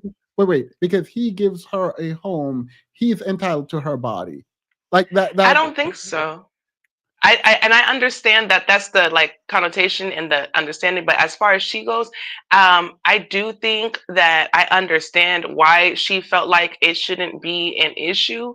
However, I personally, I live life with the understanding that doesn't nobody owe me nothing, but I also don't owe anybody anything either. So there are situations where and the situation I was in, I had family and stuff, but my family wasn't in the position to help me. So oftentimes people would try and volunteer my family's whatever they think. Oh, why don't you just stay with so and so? Why doesn't so and so just do this and that for you? And I have to remind these people. These people don't owe me that. Never mind the fact that they may not be available, they may not have the resources, etc. But I have to remind these people. My own mother, my own grandmother, do not owe me help and shelter at this time. I'm not entitled to that. If they could, I know they would. If it made sense, if it was reasonable, because we are family, because we love each other, because there's care, etc. Like she was explaining in the video, when you in an intimate relationship with somebody, you think you love that person, you think you care about that person, you're under the impression that you're working toward building a life together long term. You're looking at it like under the impression and the fact that he would feed into these ideas and lead her into these ideas, but wait until she actually needs him to pull through on some of the requirements of the ideas in order to yank the rug from underneath her. Like, yeah, oh, not only are you about to be homeless, but I didn't really have any intentions on marrying you after a year either. I just fed into your delusions of that. Like, I understand why she thought the way she thought. I think that she is dodging a bullet. For me, I'd rather stay in my vehicle than stay with a man who may potentially be in a relationship with his roommate, and also who clearly does not care about me, does not love me, et cetera, et cetera. Um, and I think that if ghosting was the easiest way, because it doesn't seem like it was a healthy relationship, if that's the way you found easiest, then okay, cool. But I'm a firm believer of I can do bad all by myself. I did not date the entire time I was in the shelter, even though it's not like I didn't have options. I wanted to make sure that I'm not in a vulnerable position and that I'm not being taken advantage of and that I'm dealing with people who have the best interests of me and my child at heart. And I'm glad that I did not date during that time and during that struggle and just focused on getting me and my child together, because now I'm in the happiest, healthiest relationship I've ever been in. And I wouldn't have even been able to get to this point if I was caught up dealing with the men trying to hold resources over my head in order for me to be with them. So I do think baby girl may be a little entitled, yes. However, I understand where her ideas are coming from. I think she might need to go look back or watch a bunch of YouTube videos on women who found out that their men were DL and see if she comes across anything that she finds familiar, because that might be able to give her a little more understanding on why he was so comfortable being like, well, I'm going to buy you a blanket for Christmas while you sleep in your car, um, rather than throw off the sanctity of my home and my potential double life and secret relationship. But I mean, it's a tough thing to go through. But you Yeah, could I do that don't all by know. yourself, girly. I I don't it, I don't know if he owns the home. I don't know why they're living together. I don't know who is paying what bills. So I don't know that saying he's DL. In fairness, that's a thought that ran through my mind, right? But I Okay. no, but I am not going to put that on someone because I don't have enough information on it. Um Yeah, I mean, I don't. So, Tim, if you think that people that don't want to live with their partner is disgusting, why do y'all do this? I absolutely dislike. I really, this is one of the things that I dislike the most. When you say something that is very specific and contextual, and someone take it and just make this very broad statement that no one says or agrees with. Like no one said this. Right. I think presumptive reasoning or rational or questioning is not fair. Um, it's it, as someone who also experienced the same circumstance, I think that adversities in our personal lives gives rise to us getting an opportunity to recontextualize our relationships. And Yeah, and I think that, it turns into, well, this person that I know that I would offer up all of this to if they were in these circumstances or facing these situations, I know what I would do. But if I see that that is not what they are offering, and it would, for me, it would have to be an offering. When I had to stay with my grandmother, after my family lost our home and I lost a loved one whom we were living with, that owned our home. Yeah, my grandmother could have said, no, you can't stay with me. I've had uncles who said, we don't have space, or we already have a friend staying with us, or whatever, excuse or reason, whatever they had for saying no. Although we are their niece, my mother is their sister, um, a cousin of mine, that's her aunt. And it was still like, you know what? No, if this is what's going to happen, that we have to face being without a home for a while, then I know that I should not be setting myself up to overextend myself for anybody. yeah. He has So a let me right check to. myself. Yeah, and it's not even if you don't overextend and you have the capacity to help, you do not owe someone that part of you, right? And if you do it, that's good. If you don't, then that might mean you're a bad person. But there is no a right and obligation created for you to help. Like you are not. There's no part of this that says that you have to do something. Right. Go ahead. Yeah, that goes back to, yeah, that's like what I was saying about, like, really nobody owes you anything. And even with me being a mother, I'm trying to teach my daughter to value and appreciate people, for what they do, and not feel entitled to or pressed about what they don't do. I think that understanding has granted me a lot of peace, so that if I come across people and things don't happen to go my way, whether I think it's right, wrong, or in between, that understanding, like, hey, going into this, they may say no, and that's okay. That's a part of boundaries, that's a part of standards, that's a part of all of that. And people are allowed to have their boundaries. And if I want to feel like I'm able to have mine, then other people are able to have theirs as well, regardless of what that means in the Yeah. outcome for my desires. And I think she's wrong. She is wrong, I think, on the front of when he says, I don't want to live with apparently a woman without being married first and then proposed or whatever. She didn't want to take that. And I can appreciate her not wanting to take that. But she calls it dumb. His boundary was considered dumb because he didn't want to move in unless they're married. And I find that odd to say, as opposed to just own the fact that you are in need of help and you want help. You don't have to call something dumb that this person has put forward as his boundary. You didn't know because apparently you didn't ask, right? And so it does feel odd. And even the I want to be married on in a year, right? We were talking about this earlier. I don't know where I fall on this because if we're on the first date and you told me you want to be married in a year, I think that I'd be taken aback by that. But he never said, yeah, sure, we're gonna get married. Like we don't know each other. It might take us a year to feel like we are good to get married. It might take us longer. It might be shorter, right? But the idea that he said, that sounds like a good enough time for someone to know. One, y'all didn't get to a year. Two, that's not confirmation that he's in agreement with the thing that you put forward. Yeah, but she did say she talked to him about it like 10 times throughout their dating. So Mm. it's not like she brought it up on the first date and then dropped it and then surprised him at this Mm. point. It's been he never corrected her. And men like to do that. They like to, and she said that he even Well, we chimed don't know in the or fed into context. some of her. I agree with Yeah. you, but I don't know the context of the conversation. What I do know is that the only time she gives us a response, the only response he's given that we know of is that he said that it seems like a good enough time for someone to know, right? Mm-hmm. So like I can't hold him to like use, Yeah. because even you, there's nothing to hold him to, because even if he's like, yep, that sounds good, I'm in.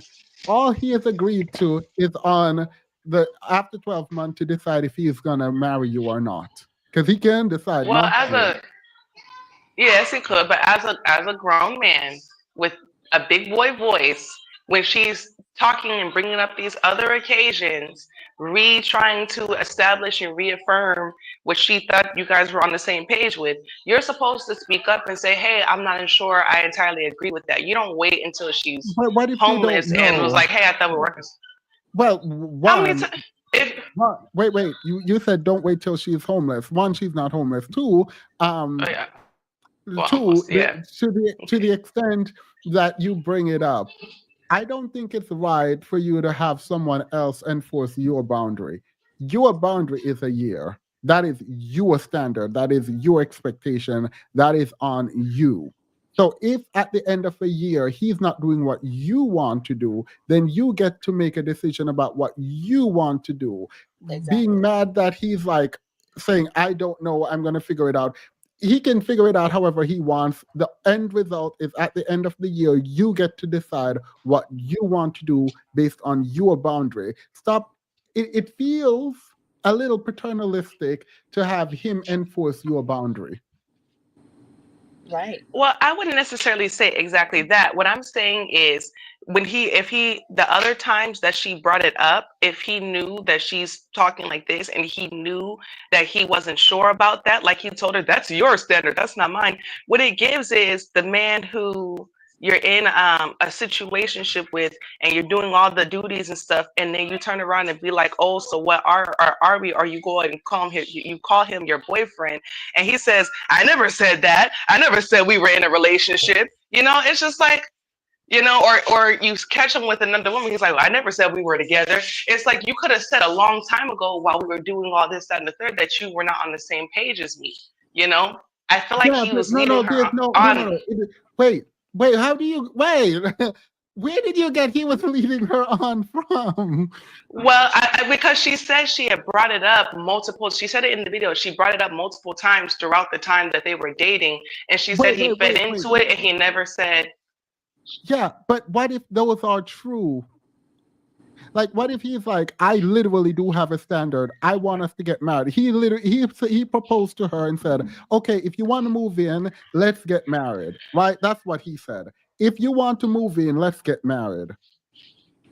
I don't think that's not what I got from that though. From the I don't want to live with the woman I'm not married to.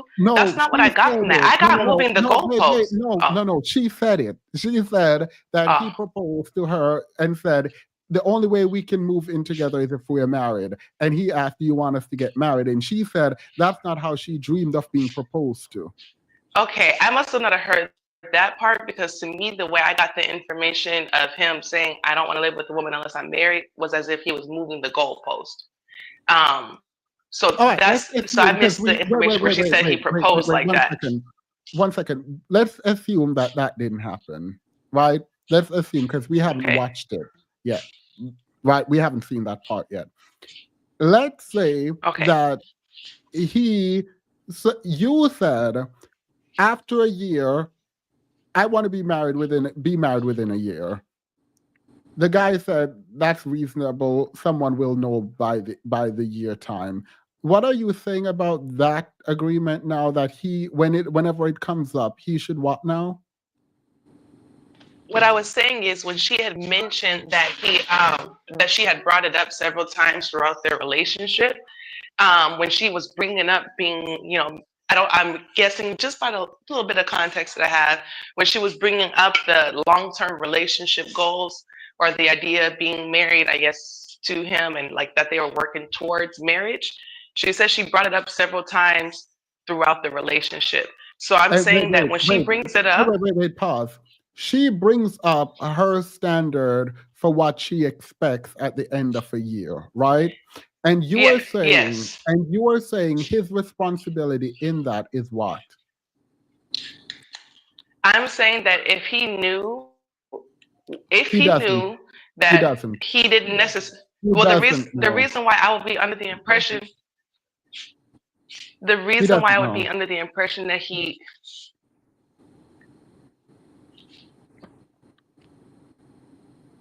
so Why would you have a when he timeline? said Go ahead. Go ahead. when he said, and I'm paraphrasing from what she said, when he said that was your goal, not mine. It That in was. that moment let me know that he probably been knew that that wasn't his goal. Yes. So that means, and I'm like, well, you could It have wasn't his spoken up goal. about that being her goal, not yours, Why other would 11 wait? times. Wait. Why would I he know, but I'm say? saying the other Wait, 11 wait, wait. times, You if keep they're having, stop doing that. Please stop speaking over me. When you say he should have spoken up, why would he speak up and tell her that's her goal, not his? They both know it's her goal. You are the one who proposed it. This is your thing. It is completely on you. They You don't want well, your the time reason, wasted. Wait, you don't want your time wasted. And you think that a year is enough time you can give someone. And if they don't know how they feel at the end of the year, you leave them. That's what you decided. where And does you are saying in the middle of dating him, she comes to him and say, um, I still want to be married within a year. And he should do what? Say, no, I'm not going to do it. What if he doesn't know? What if he no, doesn't have an answer? What if he's actually literal like me? Because if you did that to me, let me be clear. If Vitamin and I are dating, and Vitamin says on the first date, at the end of a year, I will know. I'm not, it's not even a test, but I'm going to say, I'm not giving you an answer until the end of the year. You have made a very strict, firm boundary, and I will help you keep your boundary. Because it's weird that you made a very specific timeline on the first date and then you expect everyone else but you to enforce that. That's weird. That is weird to me. well, I'm not saying that he has to enforce her boundary. That's not what I'm saying. I'm just saying that if we're having a conversation about the subject and you have thoughts or have your own like perspective or if you see things differently, then communicating that would be a good idea. For example, oh yeah, just casually bringing up what I mentioned about, having, the goals of being married by the end of the year. This would be he doesn't have to. She's not owed this, but this would be I think, a fair thing to do. Well, hey, I know we talked about that and not share expectations, but where I'm at right now, I'm still not entirely sure that I agree with that. Or just some kind of heads up to kind of give a standard on where he's standing, what he sees, so that But we don't know what those like they both conversations. have, Wait. At no point does she yeah. say he agrees. At no point does she say he agrees. The closest we But she get to an did. agree. Wait. The only time we get anything close to a response from him is when he says that sounds like a good enough time. Every other time she said she bring it up, she does not give us any information on what she says, how she brought it up, if he's in agreement or not in agreement. We know nothing about it. We only know he says it is a good enough time for someone to make that decision. And for some people, it is a good enough time for someone to make that decision. It just wasn't time. And he probably made the decision after she kicked him out. I don't know. Like, we don't actually know what is happening here. but you gave it a year. It hasn't been a year. Even if you're asking how he feels, you have now made a standard for yourself. If you wanted to leave him before, then period. But you said he had a year. So even if he's like, I legit don't know until the year, you gave him a year. Now you can renege on that, but that's your boundary to enforce. And it's weird to say, well, you should have reassured her all the way up until that time or not reassured her. What if he doesn't know? Like legitimately, like I think it's fair to say I I think have a a year is a good question. enough time, but I can see people saying, wait, I don't actually know, while I still want to try. I have a Yeah, but question. I'm. Where does good faith start and stop? At the 12-month period.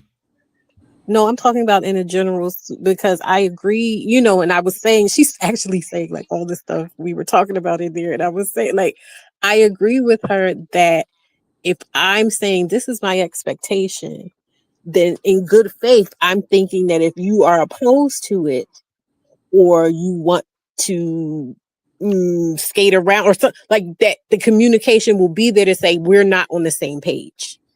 And what she's saying, and I agree with, is that throughout this 11-month period, there were opportunities for him to say, hey, we're not on the same page. Yeah, but And I instead, have he just went time. along, okay, yep, We it's cool, it's we don't fine. Well, know if he said yes. We don't actually know if he said well, yes. But oh we my know God. that he didn't say no. Yes, I because he had no. a 12 months. Why would he say no when he has 12 months to figure it out?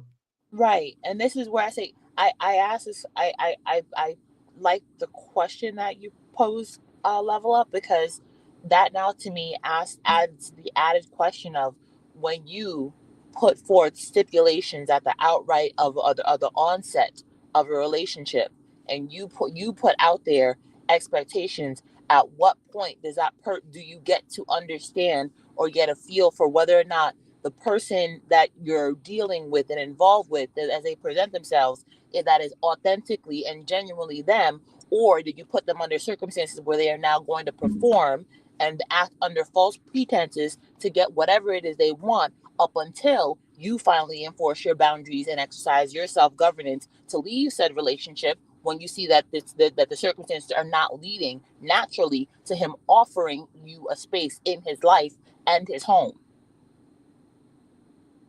Yeah, the stipulations are for Yeah. you, not the other person. Yeah, but You gave, I you think gave it's yourself. weird. I think it's weird that we're treating this as if it was just as if the housing part is not extenuating circumstances. Like Well, Yeah, if they it but are. wasn't for the housing thing and we were having this conversation, that's I fine. could But rock with you a bit.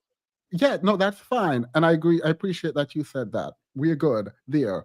The difference now is he now has a boundary too about not living with someone. By the way, I don't know if this man is full of mess, right? And I already think he's a bad person. So my view on him is very, very low, right? But I'm taking my bias out of it and wanting to drag him to actually listen and respond to actually what was being said. He created a boundary saying he does not want to live with someone that he's not married to. He could have pulled that from the ether as an excuse, right? But that is his boundary. To then call it dumb is weird. Like that is weird behavior to then say, oh, that is so dumb. What it is dumb then to have a 1 year limit when you don't know the person. How are you gonna sit up there and say, oh, you know what? I'm going to give you a year to marry you. And you don't know if you're gonna like the person, you don't know if the person is going to be open and honest with you. You don't know anything about what is going to happen with this person. The first day you meet someone, you say, in a year I expect to be married. That like Right, I because think that goes without saying that if you start dating this It's person oh, and you find you're not compatible with this person, then that's the person. But the idea that if I'm in a relationship and this relationship keeps going to the point where we get to a year, I am expecting to marry this person that I've wanted to be with for a full year. yeah, but someone is saying that's no a one is dumb. I'm not actually saying it's dumb. I'm saying it is not okay for you to be calling someone else's boundary about getting marrying before you live together dumb. I Just say I don't like that I because agree. I, yes. I'm saying don't. say I don't like that because I now need a place to stay. And I think you're using that as a barrier for entry for me, and engage with that as opposed to like the idea that I want to get married with someone before we live together is dumb. It's not dumb. That is not dumb. Right. Yeah, I would encourage anybody, and this is coming from someone who is now divorced. I would encourage anybody to, and even my grandmother told me the same thing, to live with somebody a year, before, at least a year before you marry them, because you don't know somebody until you live with them.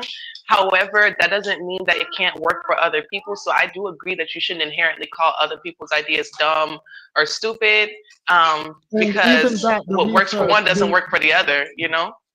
the But there's research here research. actually says that if you live with someone before you're married, the likelihood that you become a single mother, which is not a bad thing in and of itself, which is something that I talked about earlier, tremendously increases, right? Right.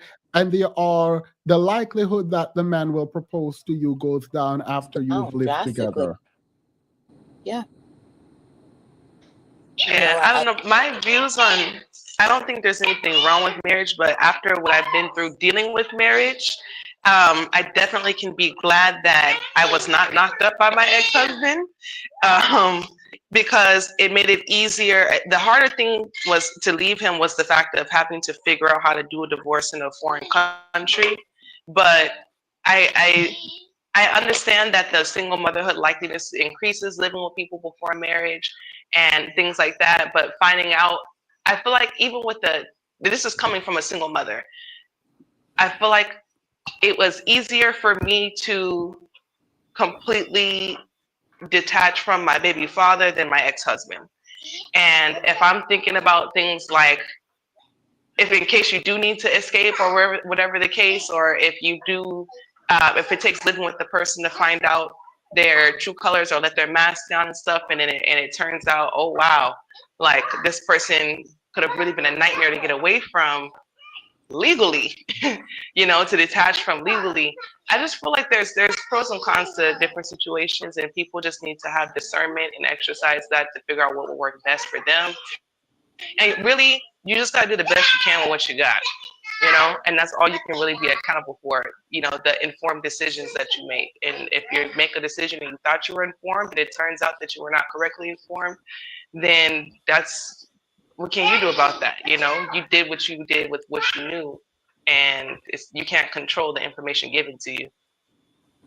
well, and I don't disagree with what you're saying, but in my mind, the totality of the relationship and how a person performs and in which and what ways, the hows behind the things that they do is something that is a larger indicator than just living together. Consistency of character matters. And at least I could just, and I am absolutely personally speaking, because everyone is different. Everyone has their own markers for what it takes to build intimacy in relationship, and how that intimacy, the growth of that intimacy, is graduated over time, but not necessarily over time, but over the difficulties of the circumstances through which we actually, like, we make it through.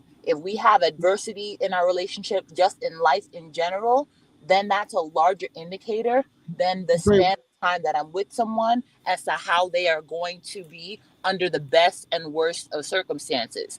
Whether or not that's going to happen within a year's time, probably not. But if within the first year, we're doing things like saying that the standards that we're giving one another, or the expectation that we have of one another, are dumb, or they're ridiculed, or they're simply not taken seriously, even in the most, like, generic and mundane and docile of relationship, where there's nothing else that really spikes but a bad day here and there, then that makes it a little bit more, yes, we have to wait a little bit more time to see what happens when the relationship is tested and tried, and under something that is an extenuating circumstance, to see, okay, how is this person going to behave before I even consider being in an environment with them where I cannot easily detangle them from their life. I don't want to be entrapped with someone. I actually want to see what their heart, what their character naturally offers me, and if that's not there, if I don't feel that they are giving, and this is a distinction that Bell Hooks made in her book, All About Love, that women, when we show up loving. But men in this culture are more apt to show up wanting to be loved, not loving. So if that's the case, I'm not looking for a partner to perform because I gave them the rule at the outright that you have to jump through 10 hoops and go five, you know, ring around the rosies before I give you a kiss. I don't want any of that. If I am not naturally inspired, if I'm not familiar enough with my emotions and my boundaries to say this person seems consistently respectful, giving, loving, patient, reliable, if these are my core values that I hold dear to me and I don't see these things in this person, there's just naturally going to be things that me personally am not going to expect from that person because they have not given me reason to believe that they can offer that. And if that's the case, why am I with them is going to start to be the alarm that sounds longer and longer that I'm with them. I have to self-govern and say, you know what? I've given this person a year, a couple months, a couple of weeks of my time, and it seems that they are not utilizing my time that I am offering to them well enough for me to believe that I have cause to invest my faith in them. Then you're no different than any other guy on the street, and therefore I'm not putting those standards on you for you to give me anything other than what I am cool with taking from you until I'm done. He has a right to say no. I don't care what his reasonings are. He should feel free to say no. Agreed. It's I think so I what Agreed as maybe well. I'm confused, but it's not that we're saying like he shouldn't be able to say no. He's absolutely able to say no. But then I feel like when we say okay, him saying no says these things about him, why is that a problem? Why is that a no, it problem? does. We've not argued about what it says about him because, Yeah, like, no, I it's think about no, what wait, it's wait, telling me. wait, wait, What wait, his wait. sorry, wait. Venus. We have agreed that he's. It says a lot of bad things about him, but you have that right to be a bad person. What we are talking about now, and again, anyone want to bring him up and go into that, then that's fine.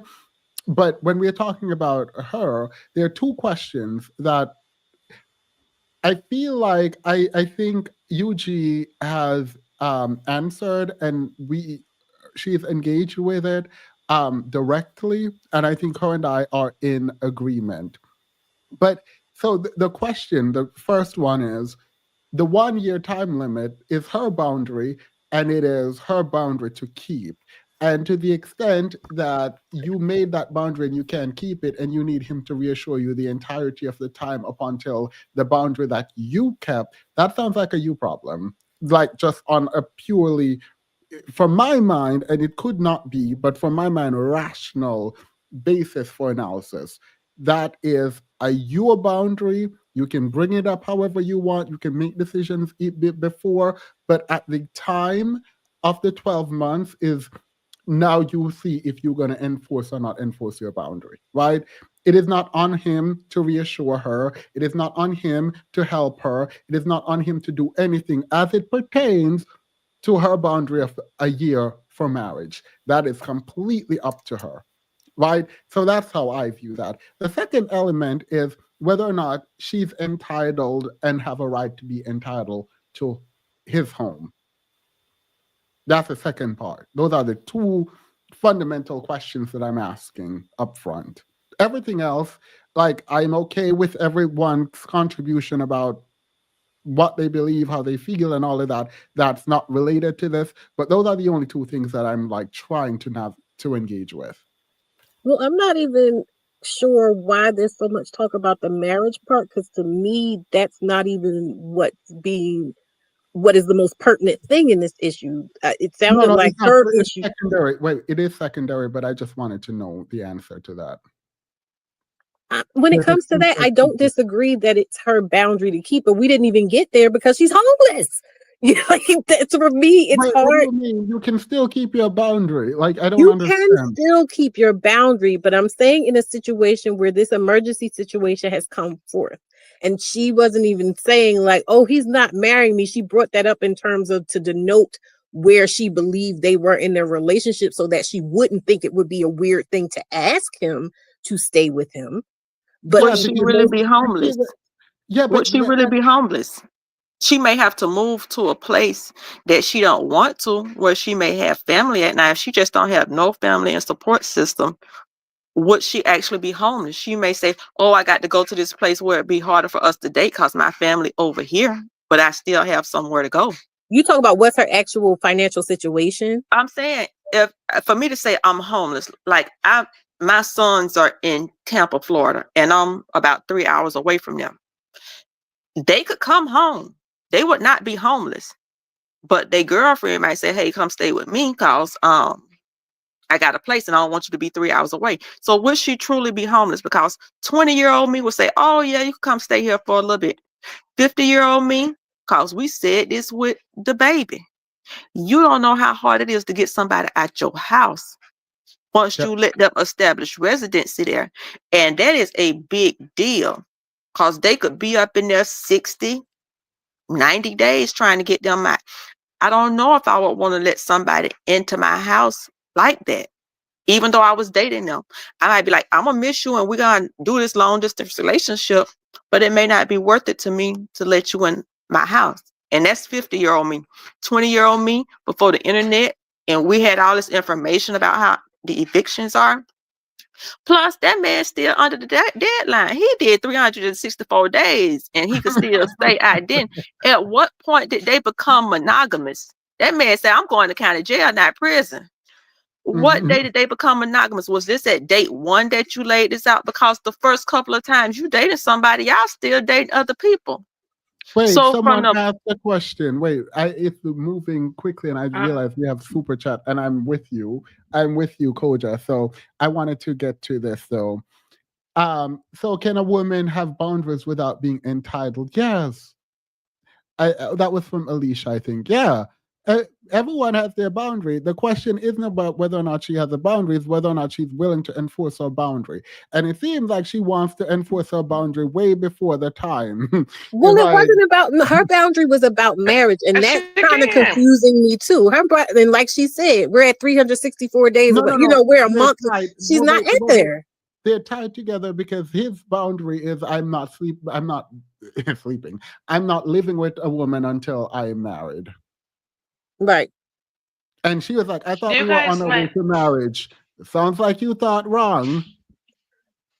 but you So wasn't Yeah. was it 364 day 365 from monogamy? Because did she say this on the first date? So I mean, we're not even monogamous for the whole 11 months of this relationship. Wait. No, no, no. I'm giving her that. While I don't know the ins and out of her relationship, I'm giving her that they were monogamous and in a yeah, I think that's relationship kind of because weird From for her to me be and you going go this out to hard and date, they yeah, were and monogamous. yeah, wait. Yeah, it's just her whole thing would make sense if that wasn't the case. Like none of this would make like I I'm with just. you that we don't actually have this information. I'm with you, but if it if it's not true, then this so I have to give that to her. Like I have to give that to her for me to have like a reasonable like conversation around this. So what? If Where if does I'm, the it's entitlement not so, come if they reasonable. didn't sleep together? I am. Wait, who's So talking? I am Sorry. in the middle of finishing up dinner. Oh, What? do you guys mind if I have the floor for a second? You said what? I just wanted to say I'm finishing up. I said I just wanted to say I'm finishing up cooking dinner for my family. I wanted to thank you for having me up here. I watch you all the time, and Oh, I've been thank waiting to you. be able to get up on a call. So I'm glad I got to join this discussion with you all. I think yes, I think it's good that she is leaving him. I think it's good that she is leaving him. Well, I you go think that find out maybe she some might time not by be herself leaving working through him. this You will might find have out her character you development better. you might find out that she's not actually leaving him. because we haven't watched it. Oh, it's too. I need to What? watch more. Well, we have things, more Okay, I'll keep videos. listening. I Yeah. gotta serve the dinner, but I'll keep listening. Okay, so I'm gonna listen to the videos while you play them while I feed my child and my boyfriend. So All right. Good. I'm interested to see the rest of these videos. Yeah, because she definitely. Thank you so much. She definitely was the one. I don't know, because he said no, so I'm feeling like he broke up with her. Even though he didn't ghost her, he did break up with her because he's like, no, you're not coming over. And I feel like that's definitely a breakup worthy. That is a breakup. Like if she stays with him after that, girl, but she getting dressed to go over there to drop things off. Mhm. I, Mm. I So don't I know. would I don't think better know. of him if he offer her some money. Be like, listen, I could give you a couple of this or that to help you out. You need some moving help. You need me to help you put your stuff in storage. Here, this is what I can give you. I can give you some money. I can't let you Yeah. live here. Um, it kind of sucks that you cannot expect a romantic partner that you've been with for months to be supportive, caring, concerned, helpful, or kind. I think you can expect all of that. I don't think you can. I don't think you can expect that someone is going to share their home with you. I don't think that. I don't think that's a reasonable expectation. I think reasonable. It might be reasonable, but I don't think it's out of the realm of possibility for them to say no, and them saying no and you having a visceral reaction where you believe that they how dear they and you have a right to their home is entitlement. Yeah. If we're in this is the thing, and this was what I said in the thing in the Discord. The fact that he reached out after the fact, because my thing is, okay, if you if I'm about to be homeless and you say I'm gonna give you a blanket so you can sleep in your car, I think that why was a are you joke. calling me? No, I think that Don't was a call me joke. again after that.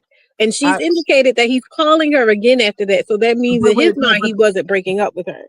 yeah, but I think that was a joke. The thing about the car. And also he's calling her after that because maybe this man don't actually know this woman about to be homeless. Like even the text message she showed, from what I read, it felt like she was like, "Oh, I need to come stay with you because I lost my job and I'm about to be kicked out." It didn't sound like from the text. Obviously, she said it, so it is what she says. But from the text, it felt like she was just like, "I'm a move in," and he was like, "Move in where?" Well, first of all, I want to say this much, and I said this in the Discord. When it comes to just watching her, how she's talking, how she explained the relationship, the things she said, and how she said it, the things he said, and how he said it, I just feel like it was a crap relationship, point blank, period. Oh I yeah, don't feel like it was a This was a good, healthy relationship. amicable relationship. I'll say that much. But for and she whatever still reason, thought they she was both about to get married still. right So and that's what I'm saying. For whatever reason, they both continued on with it. So I can wrap my head around this idea that she thought that they were still good because he continued to deal with her. And yeah, because she What voiced her want for the relationship overall, and he didn't say, no, I'm not on that, she assumed that they were going to continue on towards that. yeah, I mean, when you send someone a text or tell someone that um, I'm uh, I'm gonna move in, I'm gonna need to move in. First of all, yes, I'm tone policing. Let me be very clear. Someone asked what me that what earlier. country is she in? How she could be door dashing. You ain't got no kids. You could be at Walmart in the morning and 7-Eleven at the night. Where's she at? She's like, I just don't have no job. Yeah, no, it is wild to me. If anyone, family or not, I think my mom is the only one who can message me on my phone. My dad too, and my elder brother. Okay, three people in my life can say, "I'm coming over, I'm coming in, and I'm moving in." Only three people could do that in my life. No one can just text me and not ask. You have to ask. I think yes, I'm tone policing. If you have a problem with that, I am so sorry. I apologize in advance, but I think it is absolutely out of order for you to just notify someone that you need to come over. You are going to move in, which is what she did. Yes.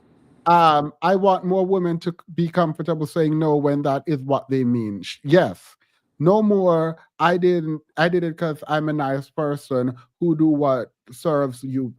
You do what serves you best. Yeah, I wish more people would just say like, no, like I don't want to, I don't feel like doing it, so I'm not gonna do it, as opposed to growing resentment for people after you do things that you didn't want to do. Um, and I agree with you, Koja. There's this thing. I think there are some work that people might see, and I don't want to be disparaging, as like beneath them, and I will become a janitor if I need to provide for myself or my family. And I say janitor because people usually use janitor, and I'm thinking about Prince Petty when he said he's a janitor. But like I don't think an honest work is something to frown at, or look down on. And so you're not going to He could convince me you can't have a substitute job. teach. Substitute teach pays by the degree.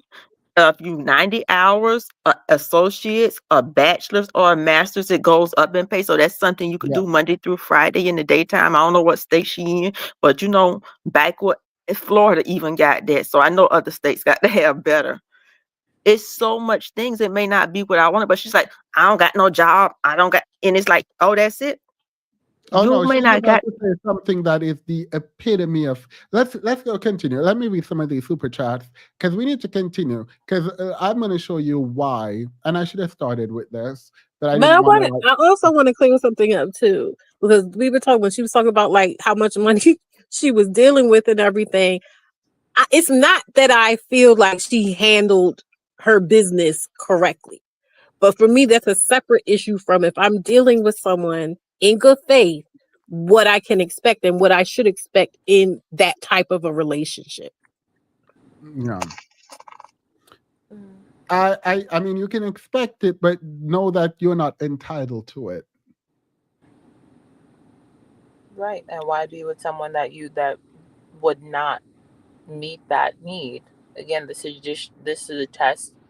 This would be the first test as to whether or not that Yeah, person. and Right. it's within your 12-month period, so you're like, okay, no, done.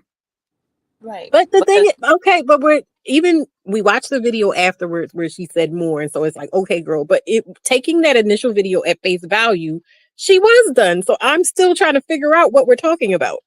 Oh, that's why we're talking about it mostly. Like that, yes, the because the entitlement of the second video that we're about to watch is my biggest problem. But I think it seeped through in the first video. You all don't see it in the first video, and I don't blame you all for that. But I see it in the first video. The video we just watched is an issue for me, but it wasn't a big enough issue for anything. And it's none of these are big enough issues. Like she's a young girl who dated a man who wanted the man to take care of her when she fell on hard times, and the man said, "No, you're not entitled to that," and that's fine. Yeah, you know, like that's fine. There's an added element that I talked about where she was like, "I need your help financially, and you're going to give it to me voluntarily or involuntarily. Either give it to me in the way that I ask you, and if you don't, then I'm going to get it using this story to online." And I think people are fine with that. Um, so, I mean, if you're fine with that, you're fine with that. I'm not. She's been giving it up for 10 months. Um, so we're analyzing this like a terms and condition. Well, if people don't want it to be analyzed that way, then don't like don't y- y- y- you put terms and limits and conditions on, and then when people expect you to follow them, I don't know.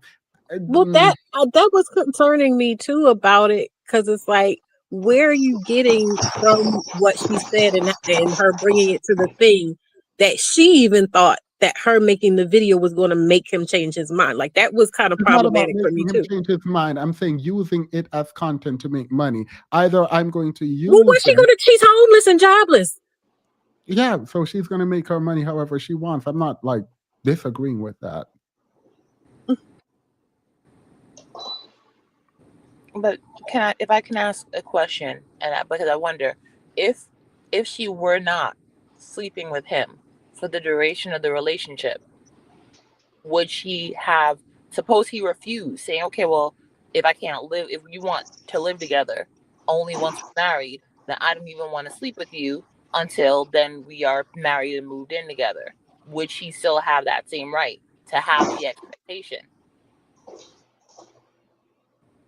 Because if that's the case, then sex is being used as a bartering tool versus Yes. something that he is deserving of because he's proven himself an adequate partner. Yeah. And in But that case, he's being baited. yeah, And because that's someone just said that she's sleeping with him for 9 months. So sex is being used as a bartering tool here. And then people get upset when you point that out, then she but set it herself up. is. That's no different. That's no different than trying to keep a guy by having a child. Like if we're worried about what we offer to a guy and the fact that okay, well, he's not even doing this back for me or whatever, then don't. Why are we offering it? I'm saying Yeah. like, and I'm not, and I don't say it as though I'm above it because I'm saying this is because in hindsight, the view is 2020. Every time that I have gotten involved personally with anybody, whether it be intimate or even friendship, and I found myself extending myself in whatever manner, whether it be financially, my home, my time, my vehicle to get them around, whatever it is. If I am doing something, wondering if the situation, the roles were reversed, would this person do this for me? If the answer back to me is yeah, no, probably not, then I'm gonna start asking myself, then why is this person at the level of like have I internalized our relationship to the level to which I have, where them not meeting me where I know I would meet them would hurt me? I have to check myself, don't I? Yeah, realizing that this is why women like them lose themselves, lock themselves into relationships that aren't serving them. Be willing to change your mind as things change. Yeah, Yeah, but yeah. this is the change. This is the catalyst. This is the thing that you go, oh, wait a minute. I thought we were doing something else. We're not. This is Yeah. that thing. This is that moment. Yeah, but there is not just that moment. Like, yes, but you are not. And I think this is the part that like people are having a problem with. Like, you're not entitled to someone else's things. Like, there is no legal entitlement when you're married, but you're not de facto by being in a relationship with a man entitled to his home. Like, that's not a thing. You Who can even know if expect it's it, you can want it, you can need it, you can pray for it, but you're not entitled to it. who I even know missed if it's it. What his did you home? say? But I there missed are it. other. Wait, pause, don't go there yet, because that's coming up next. We don't actually know. Sorry. That's also one of the biggest problem that I have too. It's like we don't actually know if he owned this home. I She missed the last thing you said, Themis. What did you say? Sorry. being entitled. The thing is, people keep saying they're entitled and they're gonna be entitled or whatever. No, you're not. You're not.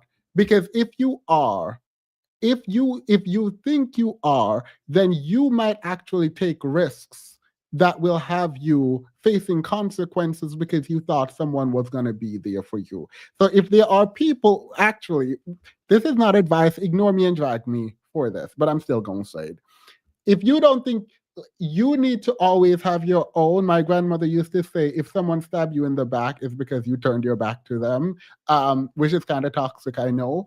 But from that, I've learned a very specific sense of independence that is required in this world. Now, I'm not saying I don't ever need help, but in the absence of help given to me when I need it, I don't treat people bad. I don't curse people out. I just move on with my life because I don't feel I don't care how deep in a relationship we are. I don't feel, and I can be hurt, but I will never ever come online and drag you because you told me no, which is within your rights. You told me no, even He in the got depths of roommates. meeting you. Yes. You told Even me if he no. owned the home, he have people living there that he can't just say, "Hey, I'm gonna let you in," because even if it's his home and they are under a rental agreement, they did not agree to live with her there. With any So it extra may not. yes. The theme is this person is going to be homeless. Be so for real. She go home to your family. I don't know. Go home to your friends. Like, no one Don't get him owes no more you this. puss. Yeah, no They one owes you a home. Like, no one owes you a home, unfortunately. Now, we can talk about capitalism more broadly, but since we're in this being, no one owes you a home. When we say No. no one owes you a home, because to me it feels like you're saying she shouldn't be upset. All right, Alicia says It's something that I agree with. Alicia says he didn't just say no, he played in her face. Yes, and we should drag him for playing in her face. I agree. I agree. I think she's dead wrong for it. it's I not just agree with her on that. yeah. Can I jump in here? Mm-hmm. Yeah. Hi everyone. I feel like ultimately we are responsible for ourselves. If we're in a relationship, if we're in a marriage or not, we're responsible for ourselves. And I don't feel. I mean, I'm sad about her situation that she might potentially become homeless, but I think it's kind of strange that this boyfriend of hers was her. It sounds like he's her only solution, like he was the plan A and that's it. I'm going to ask him for help. And if, he's not available, oh, I'm going to be homeless. Like, I think that's a little strange. I believe in order to become homeless, I don't know. I've spoken to my counselor about this. It takes and I'm not trying to say anybody in the chat that experienced homelessness, that it's not real, but I think it takes a lot of steps before you actually become homeless. I'm gonna pause you there. Wait, Kiki. I'm gonna pause you there. I won't let you go further because Okay. absolutely not. It No? takes one. No, it takes one bad decision. Or Okay. even All right. not even bad decision. It just takes one thing happening that can be out of your control. I think the conversation on homelessness should not be like, I don't want to make it an individual choice problem or not being able to work problem or do the right thing problem. I think there are a lot of factors that could lead someone down the path of homelessness, and I I don't want to oversimplify that and disregard how likely it is for a lot of people who Okay. might think it's not likely for them. Okay, so I won't go on that go down that route.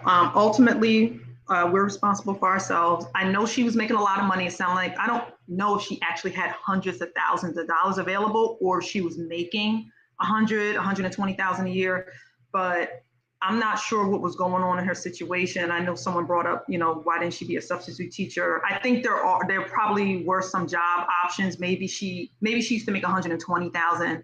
Now she wants to continue to make 120,000. So she's denying jobs that are like paying less because she's trying to get back to her old income. I'm not Yeah. sure what all To the be ins and outs are. Yeah, I mean, I don't think we know that information, but if she was doing that, that would be wild. But I don't Yeah. think we have enough information on Yeah. that. And so I just wanted to say, I don't think he's wrong. He's not her husband, so he's not responsible for her. So I don't think he was wrong for saying no, you can't live here. Also, based off how she initially asked him, it did sound kind of strange. It kind of sounded like she wasn't asking. She was like, Told "Oh, him, I yeah, guess I no, need to help you." It didn't sound like it. One, it didn't sound like his idea, and then it didn't sound like she was asking. And yeah, the no. whole It yeah, sounded like she was trying to push the relationship faster than it needed to go. That's the elephant in the room. Like I told him in a year I wanted to be. Maybe if I say I'm in this bad spot, it'll push it because we know she want to be married or engaged because yeah. she already said it. And as me, I'm gonna say, how this woman make 120,000 saying she got these cars and stuff, ain't even got no savings. You ain't even wife of material. Sorry, you can't No, even manage your no, money no, right. no, no, I no. wouldn't say that. Disagree. A No. strong You disagree. know, I don't believe in that wife of material thing, but I could see saying, even if you couldn't stay in your luxurious apartment, which it looked like she got a nice place right there. We do. But even if she couldn't stay in that she should have been able to have something to downgrade to. If I had to get out of there a month early and save my money before this go on my record and get me a room somewhere or a less expensive apartment. But it sounded to me, the elephant in the room was she trying to push more of a commitment using this as a situation because you got to entertain it because she did say she wanted to be engaged in a year. And at I 11 months, maybe if I say this here, it'll speed this Yeah, timeline up. I Yeah, didn't watch all her videos, so I wait, don't. wait. I didn't Yeah, get that. no, wait, can we pause? I need to read the super chats. I'm going to read five more. There's so many more. And then we're going to watch some more because I think we need to watch some more.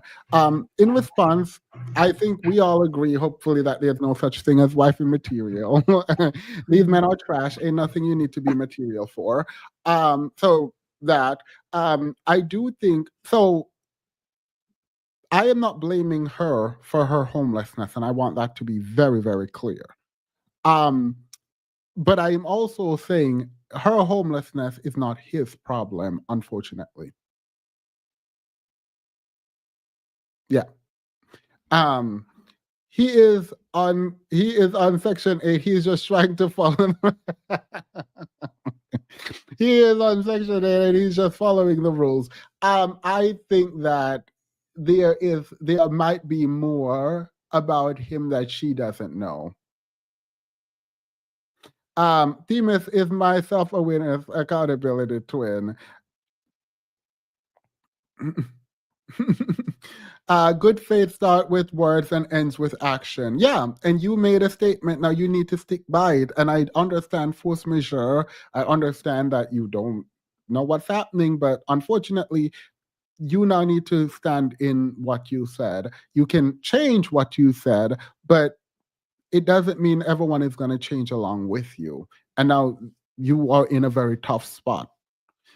It's weird expecting marriage in a year and then letting a man show you in more ways than one that he don't like you like that. Yeah, Agreed. yeah.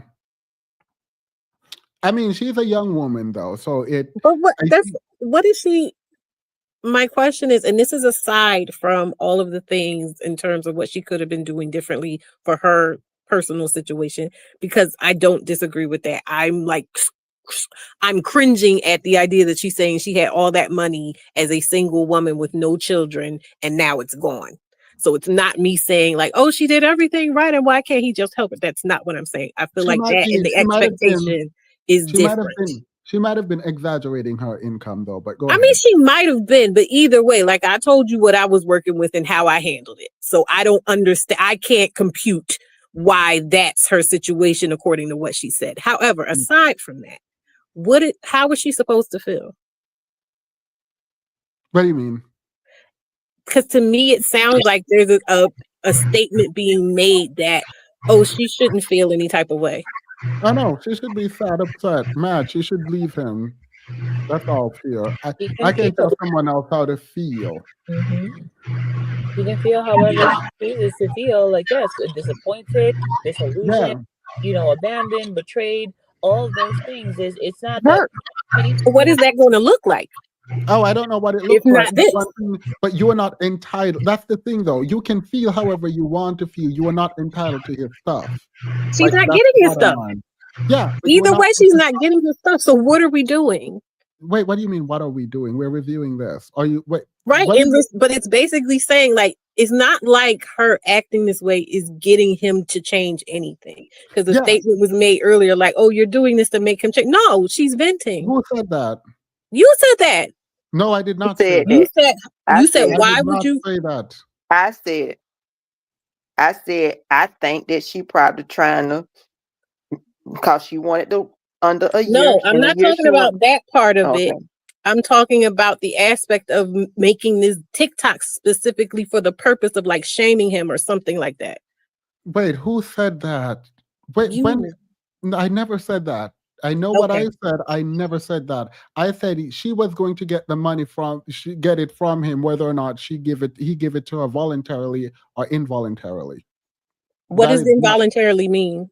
using the story from him to get what she wants from the public. So either you give me a home or I'm going to pay my bills using the story. I'm not saying it's bad. I'm saying that's what she's doing. Okay, I misunderstood. If he can't house her, she shouldn't. Uh, if he can house her, he shouldn't. What? Is this his standard or hers? Whose standard is this? When y'all have to go through one No, no, thing, no, when no. y'all can't kick somebody out y'all house that you pay for because the law say you can't, That's all it's gonna take for you not to never do that again. Wait, one quick question. Whose standard is this?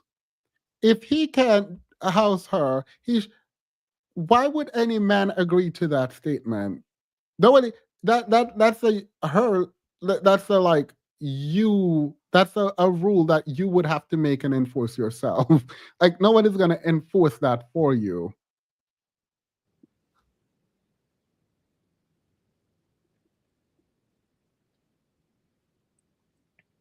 The last person that talked about marriage on the first date was Risa. Right, and this is, and I'm Wait, glad is that this true? I forgot this. hurry up And and that, I'm glad that she said that, because this comes off as like the story. These are the the the origin stories of like women like Risa, or the trophy wife winding up in these situations with men that once they moved in with them, the whole facade of whatever they had going on falling apart. Why is the move in required before you actually start like checking this person's character against your no, no, no, no, ability, no. I saying, think the nah, I'm move done. Because you're in, going to be no, no, no, no. homeless. Yeah, I yeah, the move ooh. in. Wait, no, no. The move in makes sense. Her wanting to move in earlier makes sense if she's gonna be homeless. Like And that makes sense. no, but I'm saying, I'm to finish my thought. It's like, okay, if the rationale is because I am sleeping with you, in my mind, it makes it okay for me to have the expectation that if things go left, I am going to move in with you. I don't. It doesn't compute to me, and this is as someone who has lived with a family member who moved their partner, their man in on me, and all the crap that comes with having someone in your home that you no longer want there, and the only thing that constitutes them being there is them sleeping with a person. No, no, that's not good enough, because when everything else about the situation, about that individual is weird, annoying, dangerous in some instances, which is what I'm literally having someone threaten me in my own home.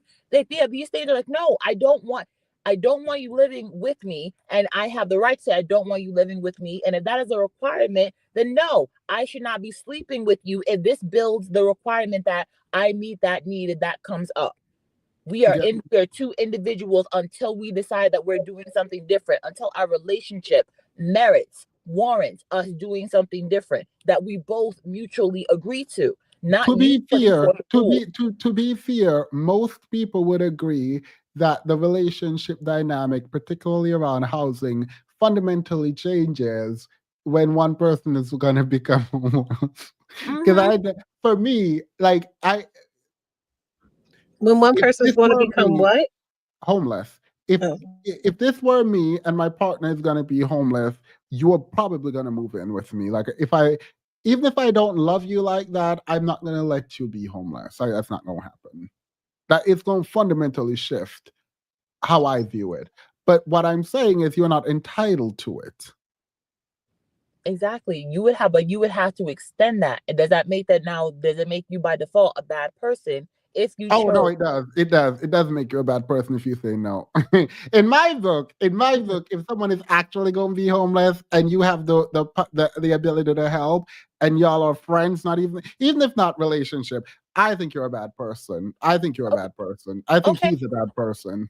Okay, and that's fair. Like I said again, that's a fair assessment to have. Like, even if it was someone else and they would have done that for them, that just means that to you and that individual, you can say yes. To me, that's not the kind of person I want in my life that would see me go through a hardship Wait, one and not second, one support second, me. one second. Wait. Yeah.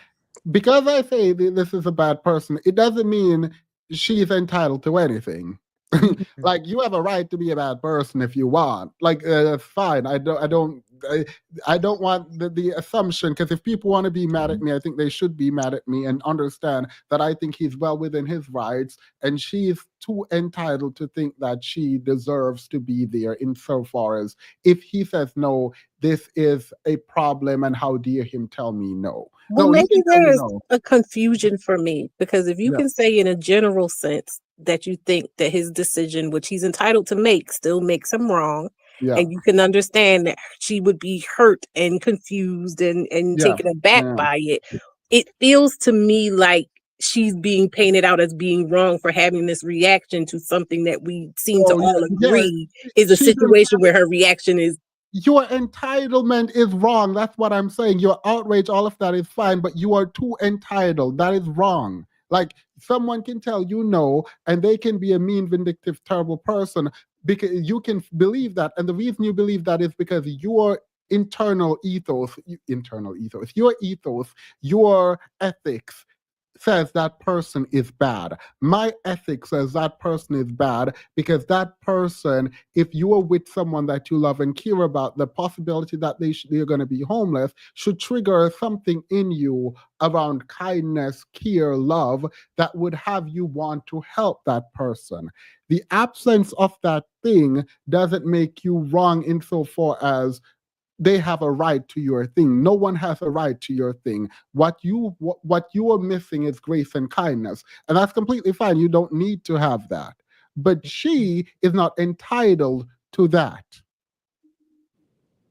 so so I think what I'm hearing you say is that just the way she's talking about it, not necessarily like her emotional reaction to it, but her That's framing part of the of it. situation. That's part of it. When she said, let's go into this video after this comment. But when she said, "I don't care nothing about that. These bills need to get paid." Oh, you absolutely lost all of your mind. You have absolutely lost all. Let's play this because at the end of this video, she was like, "Some people are saying he might have a family and blah blah blah. I don't care nothing about that. These bills need to get paid." That, by the way, is where my conception of her being way too entitled comes in, the most obvious. But let me read this comment and let me play this so we can get there.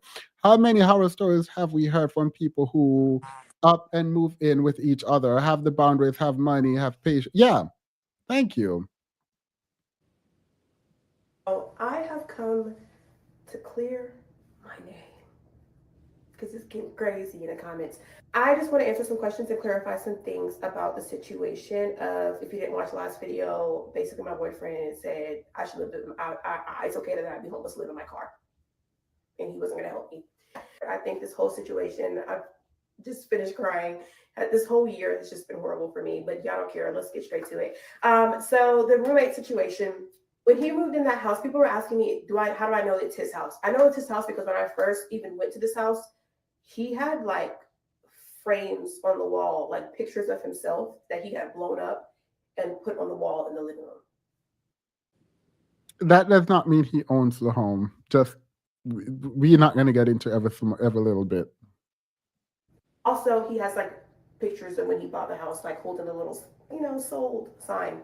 When I asked him about why he had his best friend living with him, he told me that a little while after he had moved in, he had started to get, it was quiet. He didn't say he was lonely. He said that it was quiet. The house was too quiet. Um, I don't know if he asked the best friend, or the best friend asked him, but the best friend was there. Is he paying bills? People are asking me, is the best friend paying rent? I don't know, y'all. I know for sure that he's not paying utilities. I don't know if he's paying rent or not. He's also not the only person that lives in that house. Okay. He has this Asian guy that is living with him in the third bedroom because there's 3 bedrooms. People keep saying he's DL. There are 3 men living in the home, so it's not like him and his boyfriend living in the home. Like that's what I thought initially, but it looked like they're renting out the home. When I first asked him how does he know this Asian guy, he said that he was a friend of a friend. One of his friends, I think in DC or New York, something like that, had a friend who was moving to Charlotte for a job and needed a place to stay. That's what his original story was. When I asked him again, like when we were talking about the roommate situation and me feeling like, I don't think you should have roommates, you have a good job. He was saying like, oh, me and the Indian, we're good friends. We're really good friends. Him and the Asian guy, we're really good friends. I don't know when they became really good friends because at first he said that it was a friend of a friend. I don't know if he's a liar or, I mean, technically it's possible that he. Wait, the first person to answer this, just one person, because I don't want to keep it going. But like, do you find it weird? Let me put my thing up front. I find it weird that she said You don't need to have a roommate. You have a good job. Why are you all up in my pockets? All right. Is someone does anyone does someone who's saying- that's wild to me. I mean, it is suspicious, but No, like that's not suspicious. To it's have not. roommates? No. People have, No. if you own a home and you want to rent out rooms and use it to pay for your mortgage, that's actually very smart. Yeah, I think it's smart that I don't personally like living with people, but I do find it odd that she's saying um you shouldn't do it. Like, I don't know. It feels like she's all up in his pockets in a way that I don't like, but it's not. That's not meaningful. Could you imagine if a woman was living with her friend girl and let them rent a room and a man came and said, I need a place to stay. And by the way, you put your friend girls out there, you don't need that money anyway. Women would be livid. Yeah, no, I Like, think who you think you is trying to tell me what to do in my house with my money and count my pockets that you don't even really know about? yeah, I think, and also he's from a different country. You don't know his responsibility in this country. I think it's weird to say, you have a good job. I don't think you should be. Absolutely not. Really good friends with him, but now he's telling me, oh, that's his really good friend. So here's when I realized that, and is the Indian man paying rent? I don't know, y'all. And these are probably questions I should have asked, but I didn't want to get too deep into his business. He's also super mysterious. Like, he answers questions in a way that makes me think that he don't want to answer them. So here's when I realized that maybe it's not what I see. I was on Facebook scrolling. I found this like roommate group on Facebook of people posting like, I'm renting this room, and people who are looking to move into people's houses. I find this group. I already think y'all already know what's about to happen. I find this group. I'm scrolling in the group, looking at all the possibilities of people renting their rooms in Charlotte, because maybe I might be homeless, maybe I might need to rent a room. So I come across a house, and I'm like, hold on. I know this house. I've seen this house before. This is his house. I click the profile. This is his name. So he's renting a room in his house for $1,000, utilities included. So I don't know if it's his best friend that's moving out or the Asian guy. I assume it's the Asian guy. His best friend is 40, mind you. And he's been living there for a while. I don't think he's going anywhere anytime soon. But I'm assuming that the Asian guy moved out. He never told me that the Asian guy was moving out. He never discussed this with me. I mean, it's not my house, but we had conversations about like, if we're gonna get married, we can't get married if there's people living here. And he decided to omit that information. Why he decided not to tell me that the Asian guy was moving, I'm sure he had his reasons, but he never told me that. Oh, sorry. This has nothing to do with the video, but it does. It isn't it weird to like not be with someone, no proposal, no wedding, and you haven't been with someone for a year, and you're telling them, "Hey, when or if we get married, you can't rent this out. People can't live here." Like, I feel like I would take it. I would actually. I'm putting myself in his shoe, and she's talking to me about that. I would feel so taken aback by that. Like, I'd be like, "Wait, what? So you're trying to like?" But I would tell her straight up, like, yeah, that is weird. And I would tell her straight up, that's not going to happen. I Well, I hope don't her know if it's gonna delivery. happen. I wouldn't know if it's gonna happen, but it's like you're telling me about my business.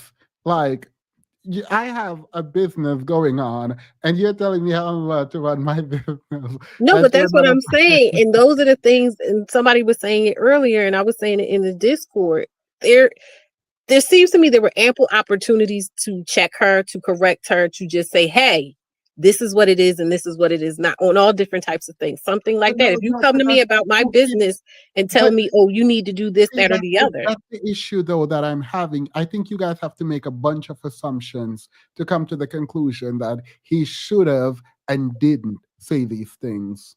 Hold up. She can't even get her own business together. Why am I listening to you, who are almost homeless, sitting here telling me what to do about my finances? You don't have the So, right, resume I can't see, to I tell can me what to see. do. She don't have no resume. She broke and homeless, and yet she trying to manage his money, and she No, no, can't no, even no, no, manage no. her own Told you, money. told you, told you, No, told you. No, ma'am. no, No no, no, way. no, no, Not today. no, that's so mean. That is so mean. I don't know what to do with myself. No, I but that's real. And this is what I'm saying about it. To me, that denotes that thing that we were talking about where with men, they won't say something because to me, that's a clear boundary. That's a clear, hey, why are you talking to me about my business? That's not your business. You don't get to tell me what to do. That's the conversation we would have. But with a man, typically they know that there's a really good chance if the person has any sense that if they say it like that, then it's over. what, yeah, but we don't know if they talked about it. So I think what we do know is that she tried to intrude on his business. And like, I wouldn't have said it the way that Coach just said, but like, she not I'm a wrong. girl's girl. I have taken in homeless people. I have given a married couple place to live for over 7 months. I have taken in a domestic violence victim. I let my son, baby mama live with me. So this ain't like I'm not a girl's girl, because I am a girl's girl. But I'm like demons in a way that with my 4 children, and the only time I ever been close to homelessness, and I wasn't making no $120,000, was when I was going through my stuff with the court, cause the court cut the stuff. So I couldn't listen to nobody at almost homeless telling me how to manage my money. I just couldn't, and I am a girl's girl. And that's why I want girls to be and women to have their own and their own backup plan that does not include a man unless it's her daddy. Well, I want to be clear about something too, because when I'm speaking about in terms of like where they are because they're in a relationship, I'm speaking as someone who's opted out of dealing with men because I'm not doing all of this. I'm not doing all this back and forth and all this figuring out. I've accepted that it's on me. And because it's on me, all of those things, all those caveats and I don't know and I wonder, I don't need all of that because I need to know what's happening at any given time with me. And I don't need all the stuff that they expect you to do when you deal with them. So that's number one. But what I'm saying is for the women who still want to be partnered with men, it's weird that they can't expect anything. And it's sad to me. I'm I sad for them. don't think it's about. Wait, do you think men should expect? Why did you opt out of dating men? I opted out of dating men because I knew I was moving in good faith. And my thought process was literally, maybe it's me. So I'm just going to opt out because I'm having these things that feel weird to me and they don't feel good, these experiences. And so I'm willing to accept that it might be me. So I'm going to opt out. That All was right. before me finding the manosphere and going, oh no, it's not me. I just wasn't going for that. So I'm So extra that's cool. the part. So, like, do you think it is you, or do you think the expectation that men will do this thing is wrong, and not wrong morally, but like will have you messed up? It's a bit of both. I know my ethic. I know how I treat people and I know how I want to treat someone that I'm there. And basically what I've come to understand is that for me to treat a man the way that I would want to treat a man in a relationship, that would be silly and stupid. And I would get all of these Why? things. No. Why? Because he won't reciprocate. Yes. All right. So why then would anyone get on a platform to tell women to expect this from men? Because they believe that that's something they can get. Why would The they think? difference between me and them is I understand that I might not get that. All right. And I don't want to do the Russian roulette thing. Yeah. And in your mind, I'm assuming you think more men would not than would. I just have other things that are more important to me to put my time towards. No. I'm asking you though. Do you think more men are good men, or more men would not do this? I would say, in my experience, more men would not. Or they would do it, but they would have those weird, like I've had a situation. No. I'm not asking you about your personal experience. I'm asking you, if you look into the world, and we don't have the stat. I mean, technically we can go through stats for this, but let's say we don't have the stat for it. Do you think more men would be in there helpful and expecting this would have you in a good situation? Or do you think that more men wouldn't help you? Where would you come out there? I can't I can't say just yes because I think some would, but as the person was saying No, earlier, it would no, be no, wonky. no. I think you know the answer to where the next logical step of this I would just question is say no going. then. All right. Then why would you ever come online to tell women to expect this from men if you don't think men would do this generally? Because I'm me and I don't. But she Yeah. still thinks that a man Well, should and don't feed people into do. her delusion then. Sorry, I'm not calling. Like, if you think this is not what the world creates, you need to tell her the truth so she is fully armed when she go out to deal with men to know, look, don't expect this. And if you still want to deal with them, hopefully you'll find one who will give it to you. But the expectation might have you messed up. Right. But as a woman who, like I said, came to that realization and then started talking to women and over time had to realize that everybody's not in the same place and everybody's not ready, it's more compassionate to just kind of talk to them where they're at. No, I don't know the And I'm answer not to that. talking Maybe to her you're like right. we're talking about her. If I were Yeah. talking to her, of course I would say, hey, I don't know if that's something that's really realistic in the way you're thinking about it or whatever, or if you do want to deal with men, these are the things. I would point her towards the manosphere to hear. You get what I'm saying? Like I would try to equip her, but people make their own decisions. Yeah, but I think saying someone make their own decision and also feeding into, I don't, when I say delusion, I realize that that is harsh. Because I'm even doing a video where someone named the video Why Women Are Delusional, and I pointed out how toxic that label is. So I'm not saying women are delusional. I'm not even saying she is delusional. I'm saying feeding into a delusion, not a judgment on the individual, but a thought, right? So that's where I'm going. And to the extent that men, unless we believe men show up and they are willing to help women when women are down, it does not make sense. You cannot hold, not you, vitamin generally. It is weird for me to hear women who do not hold that men are good people generally, right? That men are analyzing women, men don't care about women, men want to use women, to also tell women that they can expect and should expect that men, these same men, will house them when they are not able to provide homes for But that's the themselves. thing you wouldn't let me finish saying because there are, and this is, deeper into why I say I don't deal with it because I do understand that there are transactional situations, men expect women to be a certain type of way, patriarchal type things in which women can garner those types of things from men. But for me, I don't think it's worth it. But I understand that other women do and are Yeah. willing to play that game. Yes, and what happens when they do it and then it comes out where someone like her, where she's like, I am beautiful, I'm young, I am great, amazing, and so I expect the man to do this, and then the man doesn't. This is a Then, very good life learning experience for her yeah. before she has kids. So if she can look and say, when I was down, nobody helped me when I had the least amount of responsibilities. So I'm going to make sure if I'm ever in this place again, with kids or without, I don't paint myself into this corner, and I'm going to learn from this and move forward. She 23. I hope she get the lesson. Yeah. I mean, I Right. think expecting someone to be there and them being there is beautiful. Expecting someone to be there and them not being there when you fall, I can't imagine how soul crushing that is for someone. So I don't agree to arm people with an expectation that's most likely not going to be met. And I'm not changing my unless someone gives Can me a I good correct argument myself, for that. Themis? Can No, I I correct wasn't myself? responding to you, but yeah, go ahead.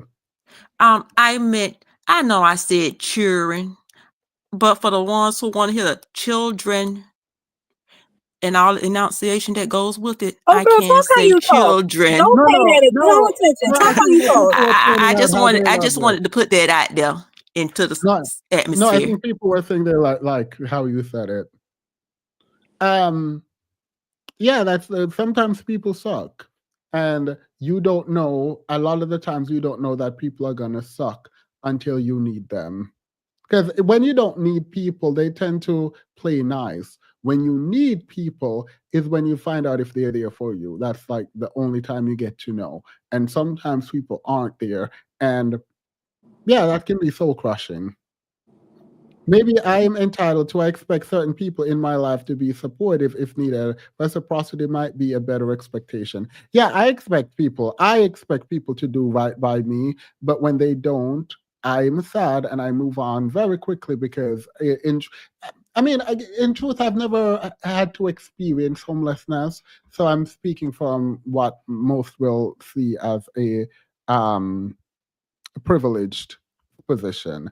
She has a right to be entitled. He is entitled to tell her, not here and not with me, and stand on. Right. I mean, this is one way to put it.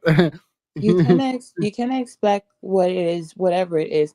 I think it's it's odd. It strikes me as odd, and I can and even to have to observe my own behaviors in the past and my oddities, and having the broad expectation that in a hardship someone would assist you. You know, my late granny always said, said you need to deal with everybody. No, not everybody is for you, and you have to be willing to accept that, because to not operate with a level of acceptance that there will be those in life who let you down.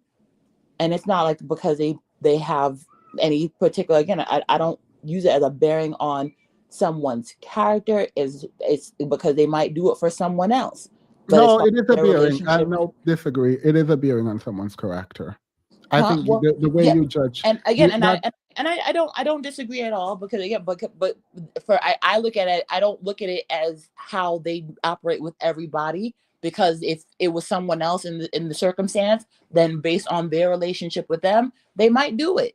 Like Stevens, Yeah, if I was going through a hardship and I asked you, you don't know me from a hole in the wall. You'd be like, look, you're cool and everything, and you pop up in my chat sometimes, sis, but I don't know you like that, so you can't come and stay with me. But I will help you with information. I will give you resources, bust a move, make something shake, because I know that you can. And that would yeah. be okay. And to me, that would be you extending yourself more than you need to, because you do not know me. From Wait, what yeah, she's explaining of this brother, he answers questions funny. Okay, yeah, so that he's not liberal with the things that are free. He is yeah. not kind. He's not open. Wait. I think we're moving too far, and I want to get to the video again, and then we'll come back. But what's the difference between expectation and entitlement? Whether or Wait, not no. I feel like y'all are trolling me now. I feel like y'all are trolling me. the demonstration. Wait, no. Pause. No, I'm not asking you all to Uh, this. Jamal is asking me, asking us, and maybe he's talking to someone in the chat. Because I feel like this is a rhetorical question, and I feel like this is like a troll. Um, because like I'm gonna do it just because. So entitled expectation is thinking something will happen, right? So thinking, oh, I'm gonna get this job, right? When I apply, that you expect that you will go in and get the job. Entitlement is when you don't get the job, you curse everyone out and tell them that you definitely deserve this job and you are gonna show up to work Monday. Which you don't have to. The entitlement comes in when you think that you have a right to the thing happening or something. So the expectation is that I think this is going to happen because blah, right? And entitlement is saying this has to happen because I have a right to it. I have a right to it happening. Or let's say me and Karen going for a job. I was Wait, like, no. oh, I Wait, expect that I'm before gonna you get go, this job. go ahead. I expect that I'm gonna get this job because I'm the most qualified. Entitlement is Karen. I'm getting this job because I'm white. And that's all to it. I ain't got to hope and she expect. she I'm getting expected it her because boyfriend. Sorry. She expected her boyfriend to care for her. I'm confused. No, she felt entitled to her boyfriend's home. And this is and resources, and this is why I say it's coming up now. It was a big shock and surprise. When I texted him about it, he said, "Oh," I said, "Is this your house?" He said, "Oh, lol, yeah, that's my house." Whatever that means. Okay, so the other thing I want to speak on, because there's so much to say, and it's not even going to fit in this video either. So he's African, he's Ghanaian. A lot of people ask what ethnicity he was. He's African. He is currently in Africa. He left the day before Thanksgiving. He's been gone ever since. This is not the first time he's gone to Africa. When I said he has an okay job, I meant he has a good job. He makes six figures at his job. He's highly educated. He also has a business that he's starting on the side. He's doing, I don't want to tell you too much information because I don't want you to know who he is because I don't know. And he's doing real estate. He's starting a real estate company in Ghana. He's there right now checking on the house that he's building to sell. He's building a house there to sell. He's gone to Ghana before. In like June to August, he went to Ghana. He said he was going to stay for a month. He stayed for 2.5 months. It created a significant strain in our relationship, but he came back, everything was fine. He decided to tell me that he was going to go to Ghana throughout the holiday season. I said, I don't think that's a good idea. This is our first holidays together. I think we should be together for our very first holidays. He tells me, no, I have to go. I have to go. I need to oversee some things that are going on with the project. It's way past due. The house has been supposed to be built. I need to be there. I'm thinking, what kind of things are they going to be doing over the holiday season? Like, it's freaking Christmas. What are they going to be doing? Like, what tools are you going to get in? People are going to be on break. But he said that he needed to be there to oversee some things. He did not take no for an answer. And then when I pushed him about it, he said, well, you get to see your family all the time. I want to go see my family. Now it becomes less of I'm going to check on the house and more of I want to see my family for Christmas. What he's really doing there, I don't know. Do I think that maybe he has a secret family there because people keep asking me that? I don't know, man. I don't know the damn thing. I'm focused on the bills, okay? I need somebody to pay these bills. I'm not concerned about if he has That is a problem. So let me find the comments that I saved. This one said, no, entitled, a reasonable expectation. This one said, Themis, that's a reach. Entitled, really? Yes, entitled. When you said, I don't care what he has going on, I just need someone to pay these bills, you're entitled. You're entitled. You feel entitled to his things. You feel entitled to his pockets. You feel entitled to him coming to pay your bills. That is weird to me. And I understand that there is like this modern or not modern, maybe traditional, I don't actually know. We're like people like, if we're dating, you need to be paying my bills. That's weird to me. That's weird to me. To come online. I was fighting to find the mic. This is not that. Like, this is not that. She's about to be homeless. to come online and say that I don't care nothing about none of that. If he has another family, if he's doing this or doing that, I don't care nothing about that. I just need someone to come pay these bills. Yes, it is that. Like that is entitlement. Yes. This is not the same thing as I'm a city girl. You need to pay my bills to even talk to me. Like, we're just meeting. You need to pay a tribute type of thing. This is not that. No one, I didn't say any of that. I said that her saying, I just need someone to come pay that. No, you need to pay your bills. You're not entitled to anyone as a grown woman to pay your bills. Saying, I need someone, I don't care nothing about that, I just need someone to come pay my bills is wild. You don't have that right. You don't have that entitlement. That is out of order and it's out of line. You need to pay your bills. With what money? You go find your money. She literally cannot.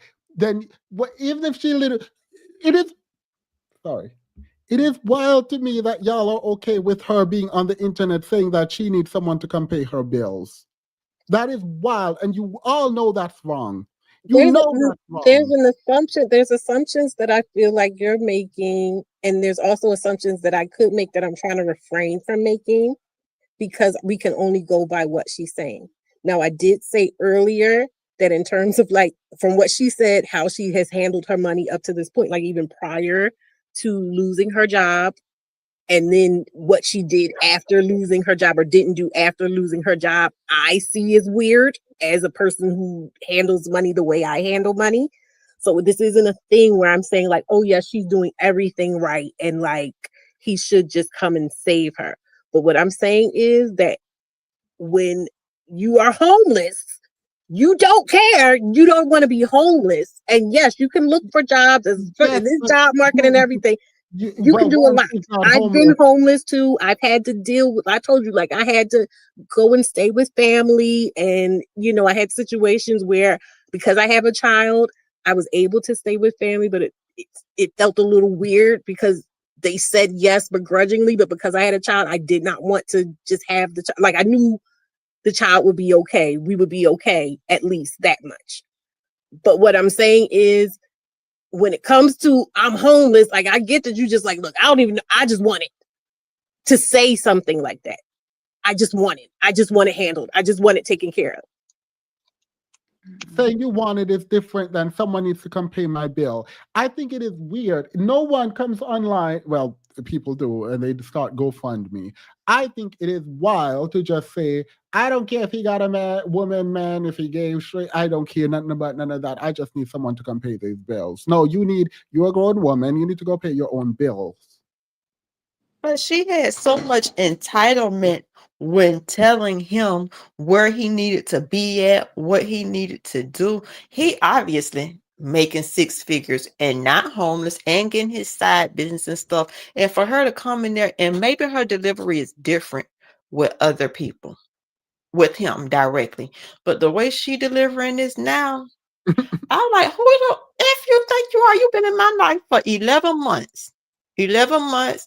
You just shall going to prison.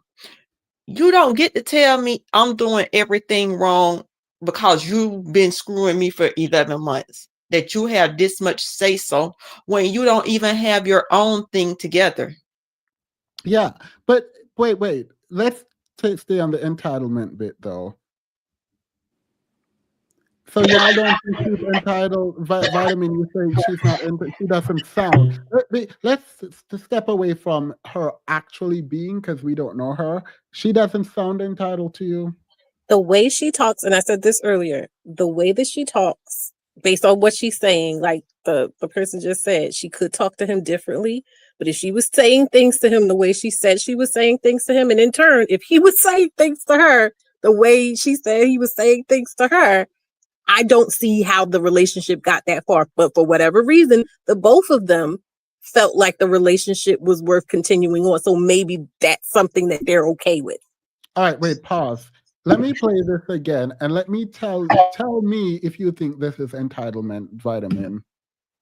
Answer. And then when I pushed him about it, he said, well, you get to see your family all the time. I want to go see my family.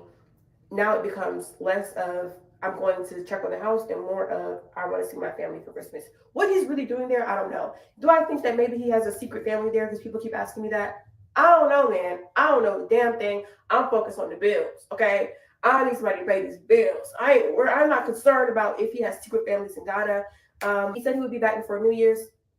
Clearly he's a liar, so he's not here. He's still not here, and I think. All right, you said that's not entitlement. That's entitlement.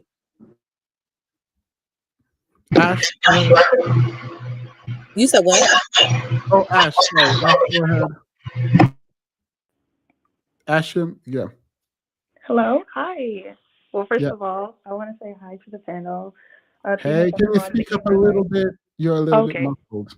no problem. Can you hear me now? Yeah, it's low, but it's fine. Oh, okay. Well, first, I want to say hi to everyone on the panel. And Themis, I love your channel. I've been watching you since, I guess, 2020. But this is my first time joining the conversation. I was in the chat earlier, but I think I have a perspective, at least to bring forth. I'm not so much older. I'm about 21, and I'm also Ghanaian, but I'm Ghanaian Oh, Canadian. oop. So, from the Welcome. perspective of a Ghanaian man, I think I could give a little hint from dealing with them. In the chat earlier, I was agreeing with a lot of the points other people were saying, but to come across, I definitely agree with. I understand what you're coming from, which is that it's entitlement when what word should I use? Well, I'll start with the example that you gave before when it comes to the job thing. When you just get up and say that, oh, um, I'm so sorry, I'm a little nervous. No, you're fine. You're fine. Take your um, time. a person going ahead and saying that, oh, I'm just going to go to the job Monday morning without any, what I was saying in the chat was authoritative, like backing for you to even believe that thought to be true. I'll definitely say from the perspective of already being involved with Ghanaian men and even men in general. Maybe this isn't the most logical argument, but a lot of men are not upfront.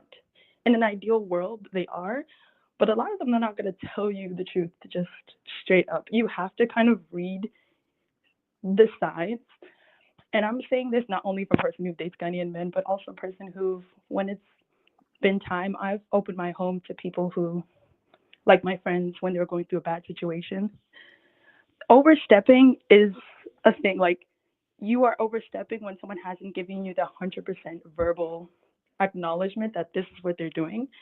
And I think people don't like the idea that that can happen in a relationship when they're not paying attention to the actions and the words that a man could be saying to them. Just because a man says something sometimes doesn't even mean that he actually means it, which is deceit. But if there's no like blatant yes to something, I personally believe it's a no. But that could just be me. With the argument that they're having earlier of her saying that, oh, it's maybe after a year she wants to get married. He didn't give any direct indication that he was going to marry her, which, you know, of course, in normal conversation, it doesn't always happen that. But I think there would have been signs, whether or not she ignored it or not, that you'd be able to tell if someone was going to be as open to helping you in certain situations. I say that because I know there's certain friends or acquaintances that I know I'm not going to go for certain help, and some that I know I will. But I Yeah, think I I'm mean, just I laughing. I agree. don't know. I won't say that as a factual statement because I think people can lie and hide their true nature. But I do agree with you though that like for someone to be that dismissive of your plight, it doesn't feel like it would be something that just came out of nowhere that the one time you need help, this person is like, absolutely not, goodbye. But Exactly. it could be, but I don't believe that. But my belief doesn't make it factual. Or your belief or my belief, which is in Yeah. alignment, don't make it factual. I don't understand why is she so fixated on his house and living with him. That's not the only solution. And I mean, I don't know if she brought up in her other videos. Did she ask him like, "Hey, I need help"? And even when he said, "Sorry, you can't live here," did she ask him, "Hey, can you help me? Can you give me some suggestions?" Or was he just like, "Peace, figure it out"? Well, before we go, let me just add one more video. Mom said don't depend on no man, and this is why independence has gotten me far. Um, I mean, I just if this were my if I have a child, I'm going to tell my child if it's a woman girl, do not depend on a man. That don't the only man in life you should depend on is me. The only man you should have expectation. I don't care nothing about none of that. If you're entitled to anyone have, it's my thing. Be entitled to my things. A simpler level of care when you really care about something you make accommodations. I actually agree with this. I agree with that. But this is her. Hey, it's Monday. I just finished putting in another 5,000 applications. Come with me to go drop off my ex's Christmas present. I bought him a Christmas present a while back and it's too late to return it, so I'm just gonna take it to his house. He did text me, let me know that people have been sending him the video, and so he's seen it. So people are asking, has he seen the video? Yes, he's seen it. He says that he's been back in America since New Year's. I think he should be at work right now. I don't know. I don't know. I don't know anything. I think he should be at work right now. So I'm gonna go drop off his Christmas present and hopefully he's not there. I'm gonna try to do this real quick because I don't know. It's kind of like personal to him, and like I can't, like I'm not gonna take it back because I can't, and I don't have nobody else to give it to. So I washed my hair. My hair has been in that like bun for I don't know, like a week. So I washed my hair and I flat.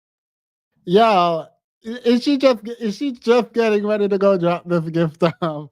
Is she getting is she getting Now she getting ready to try to work what she got to she, get what she wants. she said I'm gonna get her home and stop. Like She wants this is to wild to me. she wants to This is show wild. him what he will 'Cause wake up to. look, I'm gonna sell that gift. I'm gonna do everything but give that gift to that person. Like, what do you mean? Flat iron my hair.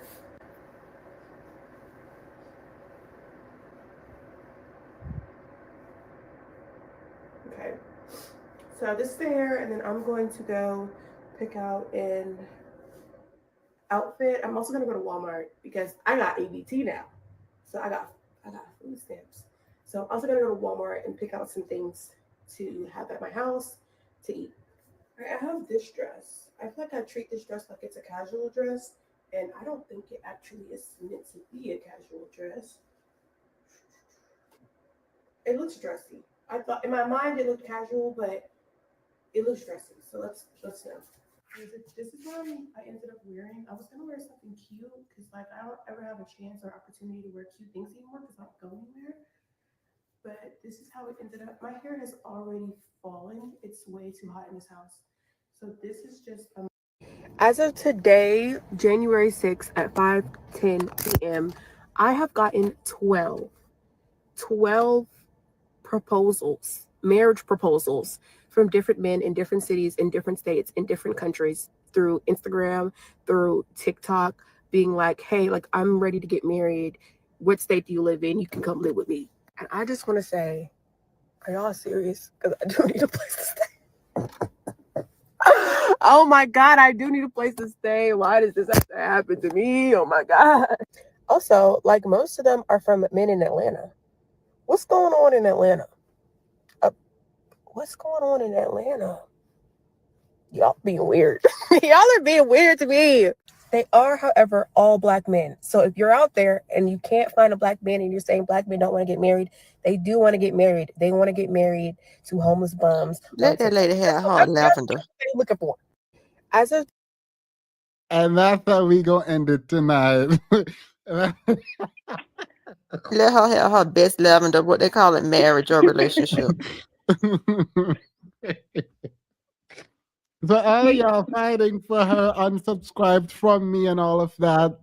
I hope to see you back tomorrow when I come back live for something.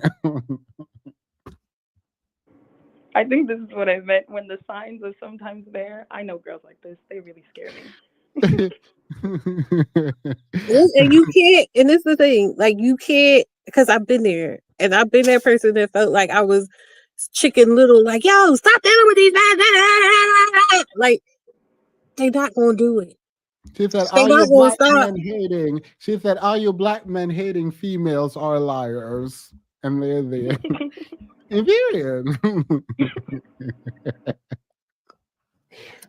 Thank you for allowing me up, Demas. I'm gonna drop down. She go to Atlanta and be with Portia. She rather a man give her $5 than make 5,000 on her own. Live her best Portia life. No, I don't.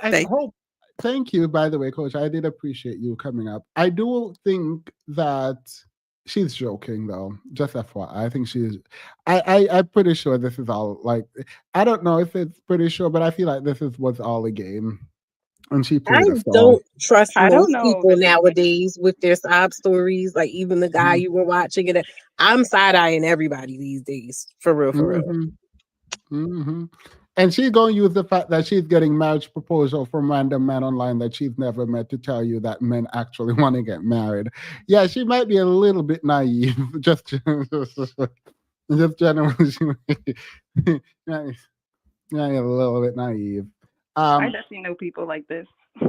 You'd be shocked. She could be believing every single word that she says. Like No, I said, I refuse. I feel like I don't want to live in that world. I'm just gonna assume she's joking.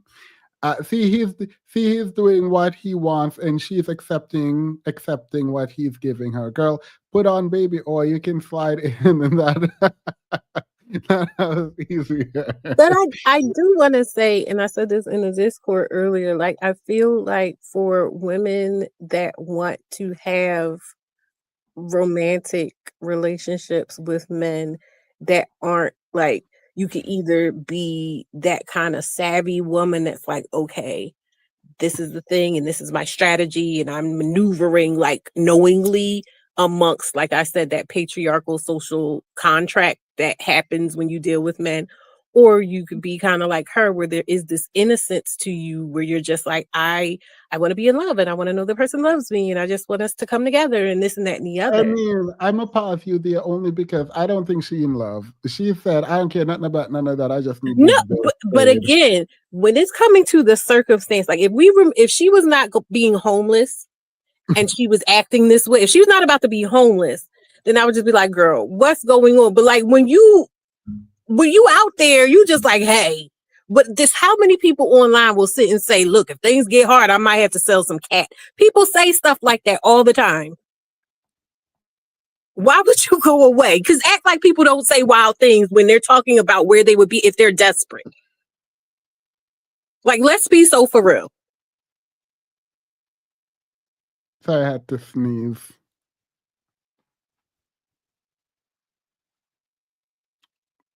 I ain't got nothing to say to you. I ain't got nothing. I ain't got nothing to say to you. You said what you said, so I have nothing. I have no, I have no response. Is that all you gotta say? Because you knew what you did. I know. I'm telling you true.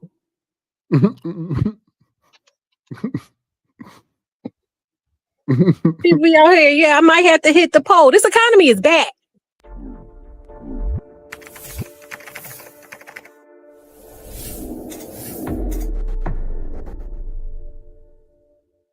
I have blocked Vitamin officially. You ain't right. Why would you? I've blocked you. You're blocked. That I will not address You you see, anymore. doing people like when it gets tough, you start rethinking a few things. Your scruples get a little wonky.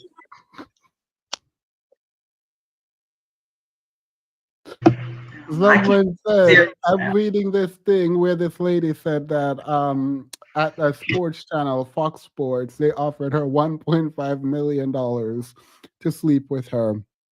And all the men in the comment section of that video was like, I mean, at least you got good morals because I don't even know my sexuality for 1.5. Right. I think that ain't right. We struggling out in these streets, girl. We struggling.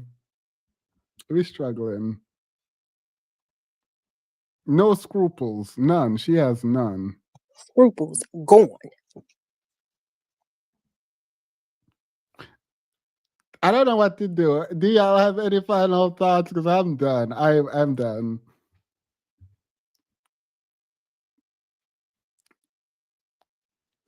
Oh, Alicia said she took back everything that she said, and I was right. Thank you, Alicia. No, don't do that. Don't do that to my girlfriend. You know I ride for my angel. Don't do that.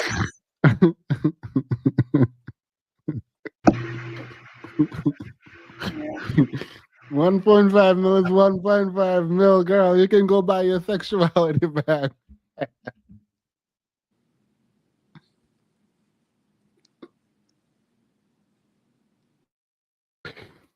All right. Any final thoughts? We're in the after show. We went 2, 3. I might not come up tomorrow.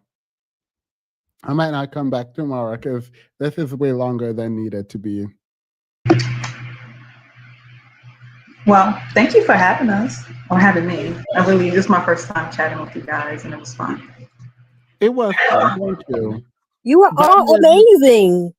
Thank you. This is amazing. We were arguing all day about this in the Discord, so yeah. I came up here with a lot less heat. I had a lot of heat. This is ready to come in hot. Nah, I don't know. I feel like, again, like, yes, you could expect what you want from whoever you want to expect it from. This is your right as a human being, but then personally speaking, nah, if it's not on tap, if it's not on offer, I'm not gonna beg nobody for help. I don't know if this is maybe it's too much pride or ego or whatever, but I just feel like being in a position where I'm desperate, or if I feel like I'm desperate, just puts me in a position to make a bad situation even worse when it turns out that I was trying to get myself into a situation where I'm at the mercy of somebody else. I'm at the mercy of whether or not they feel like having me around, seeing my face, or nah. Yeah. And then she just said, "Oh, I didn't care whatever he got going on." She just said it like, "Yo, you don't care. This is not a caring situation. You are trying to use your body to get yourself into the house of a man that don't want you there." That's I it. so disagree with that framing. That framing is I'm no, wild. I'm saying, I'm being, again, if I'm being like rude and like not considerate of her at all, that's how he's looking at it. Like, all right, well, she don't really care about me. I don't really care about her. She's trying to show that she cares, and it's a shame that she's wasting it on someone who he's shown that he's not worth whatever. And then she gonna give him a present at that, or go to give him a present so that she could, accentuate the goods. Nah. It's like, no, you're never gonna see me again for dust. If I ghost you, then we're done. Bye. Don't call me, Hmm. don't text me. I'm gonna make sure that I'm all right. Trust and believe that. And you will not be a part of it. I dare you come try to check me when I'm all right. Because I got work, I'll have I don't know. Because I could say that I have words for you, but then it'll be like, no, you're not even worth it. Don't call me. Leave me alone. Whatever I was asking you for support and you were not supportive. Thank you for showing me who you are. And vaya con Dios. Have a good life. Period. Kiki. Final thoughts. I just feel like, I'll just reiterate it. We're responsible for ourselves, and people are allowed to say no. It's disappointing. I mean, you would hope, especially in a situation where you're telling someone, hey, I'm about to experience homelessness. I might have to live out my car, that, they would extend their house and open up their home to you. This is her boyfriend. That was a probably reasonable expectation. But when someone says no, you got to respect their no's. It hurts. Yeah. You have to respect it. And I feel like with this situation, I don't really think she respected his boundaries or understood boundaries. Boundaries is not to control other people. It controls you. I can go Yeah. out to the bar with you, Demas. I have a boundary that I want to wake up and go to the gym in the morning. I got to leave at 10 o'clock. That's my problem, not yours.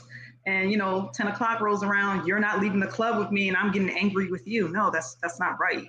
So um, I feel like some of the boundaries or some of the guidelines she put down, I want to be married in a year and this and that. It was kind of like, it was almost like she was trying to control him or get him to make a decision. And I didn't think that was right. And he had the right to say, I don't want to live with someone before marriage. And then she said his boundary was stupid. I never heard you say this before. Now all of a sudden you said this. Yes, ma'am, because people have the right to change their mind. They have the right to say no. They have the right to change their mind. And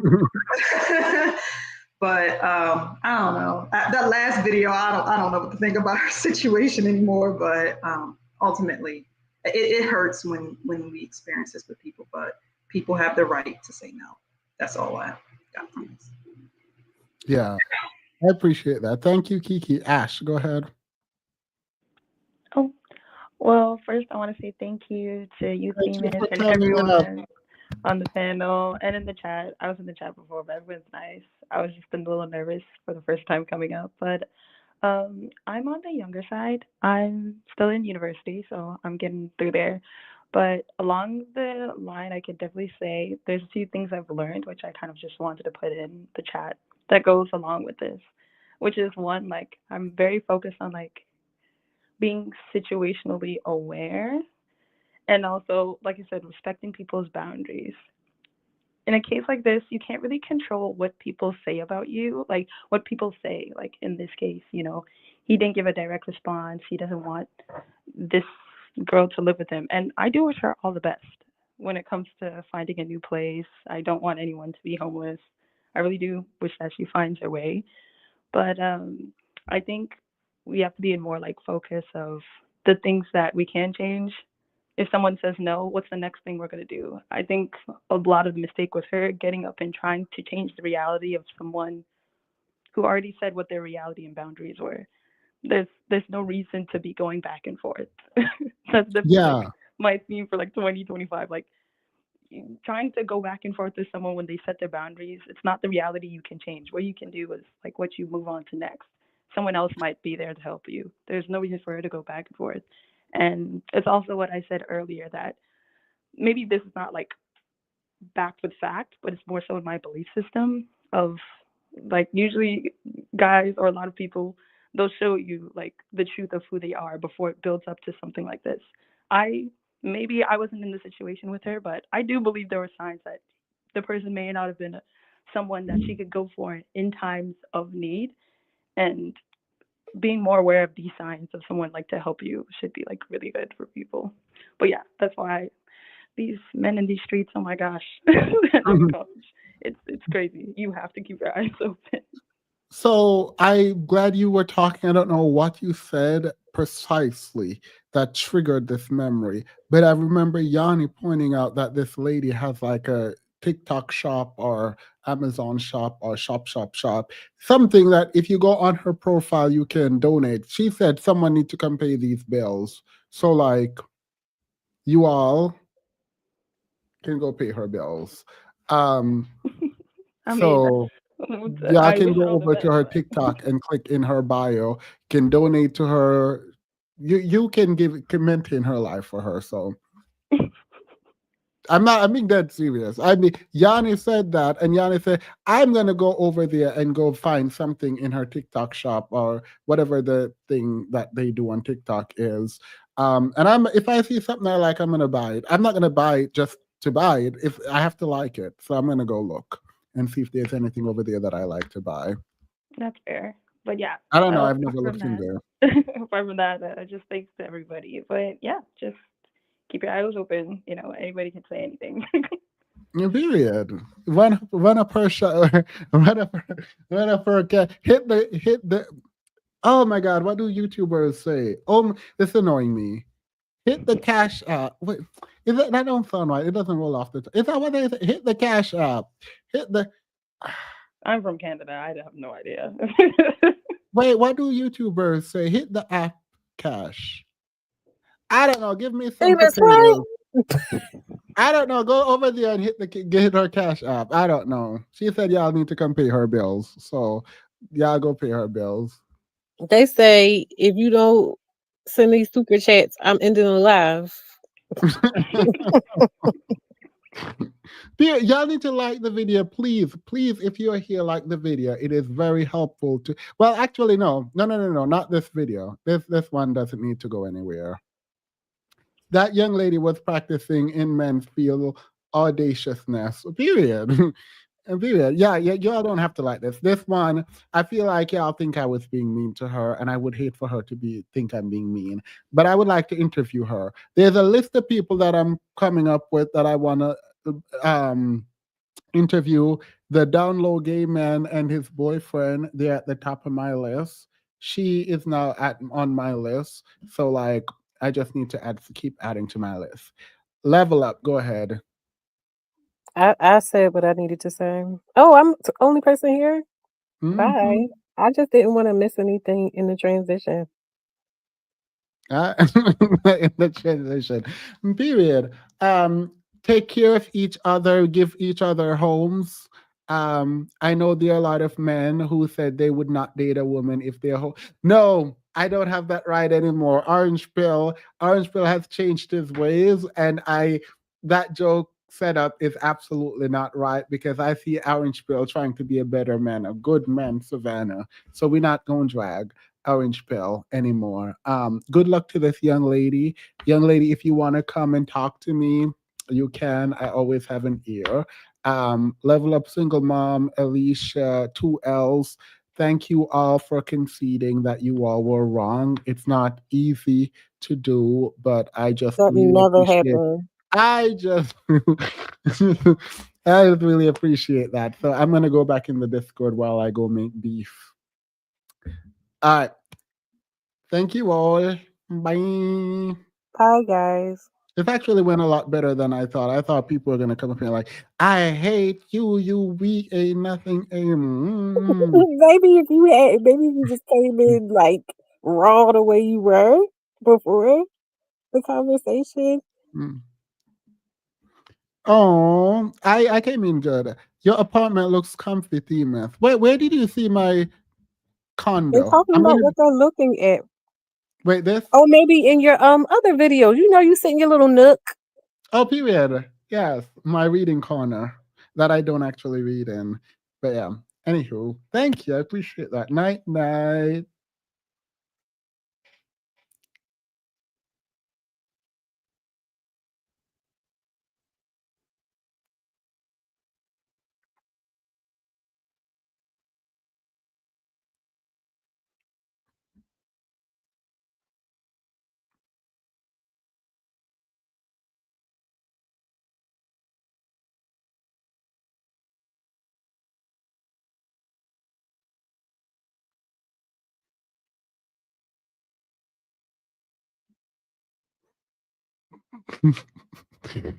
Demons, let me come stay at your place. I'll treat you like the African king you are. Can you make jollof? I forgot what that okra soup is. There I'll pay the bills if you can cook. All right, See, let me it's go to that the Discord. simple. Huh? It's that simple. Girl, I just need someone who can cook. I hate cooking now. I used to love cooking. It used to be very therapeutic for me, but I if honestly I'm at the point where like if someone can cook and they don't mind like staying in my extra room, they can do it. Just make sure there's food on the table. You don't even have to clean up. I'll clean it up. But I need home cooked. Avis, I've not don't say all that because you're making it sound like a really good deal. girl, the way that I order Uber Eats every night I'm on here. The way I order Uber every night I'm on here. I order Uber. I'm about to go make steak right now. So wait, actually, I'll send you all a picture in the Discord. I'm about to do it. All right, let's All right, go. don't say nothing. I'm about to leave now because I just didn't want to miss anything. So don't say nothing special when I leave. All right. So let me tell you, I'm kidding. Anyway, let me go. I'm gonna go cook. I'm gonna call the Discord and while I cook. All right, night night everyone. Bye. I'm gonna stop trolling now.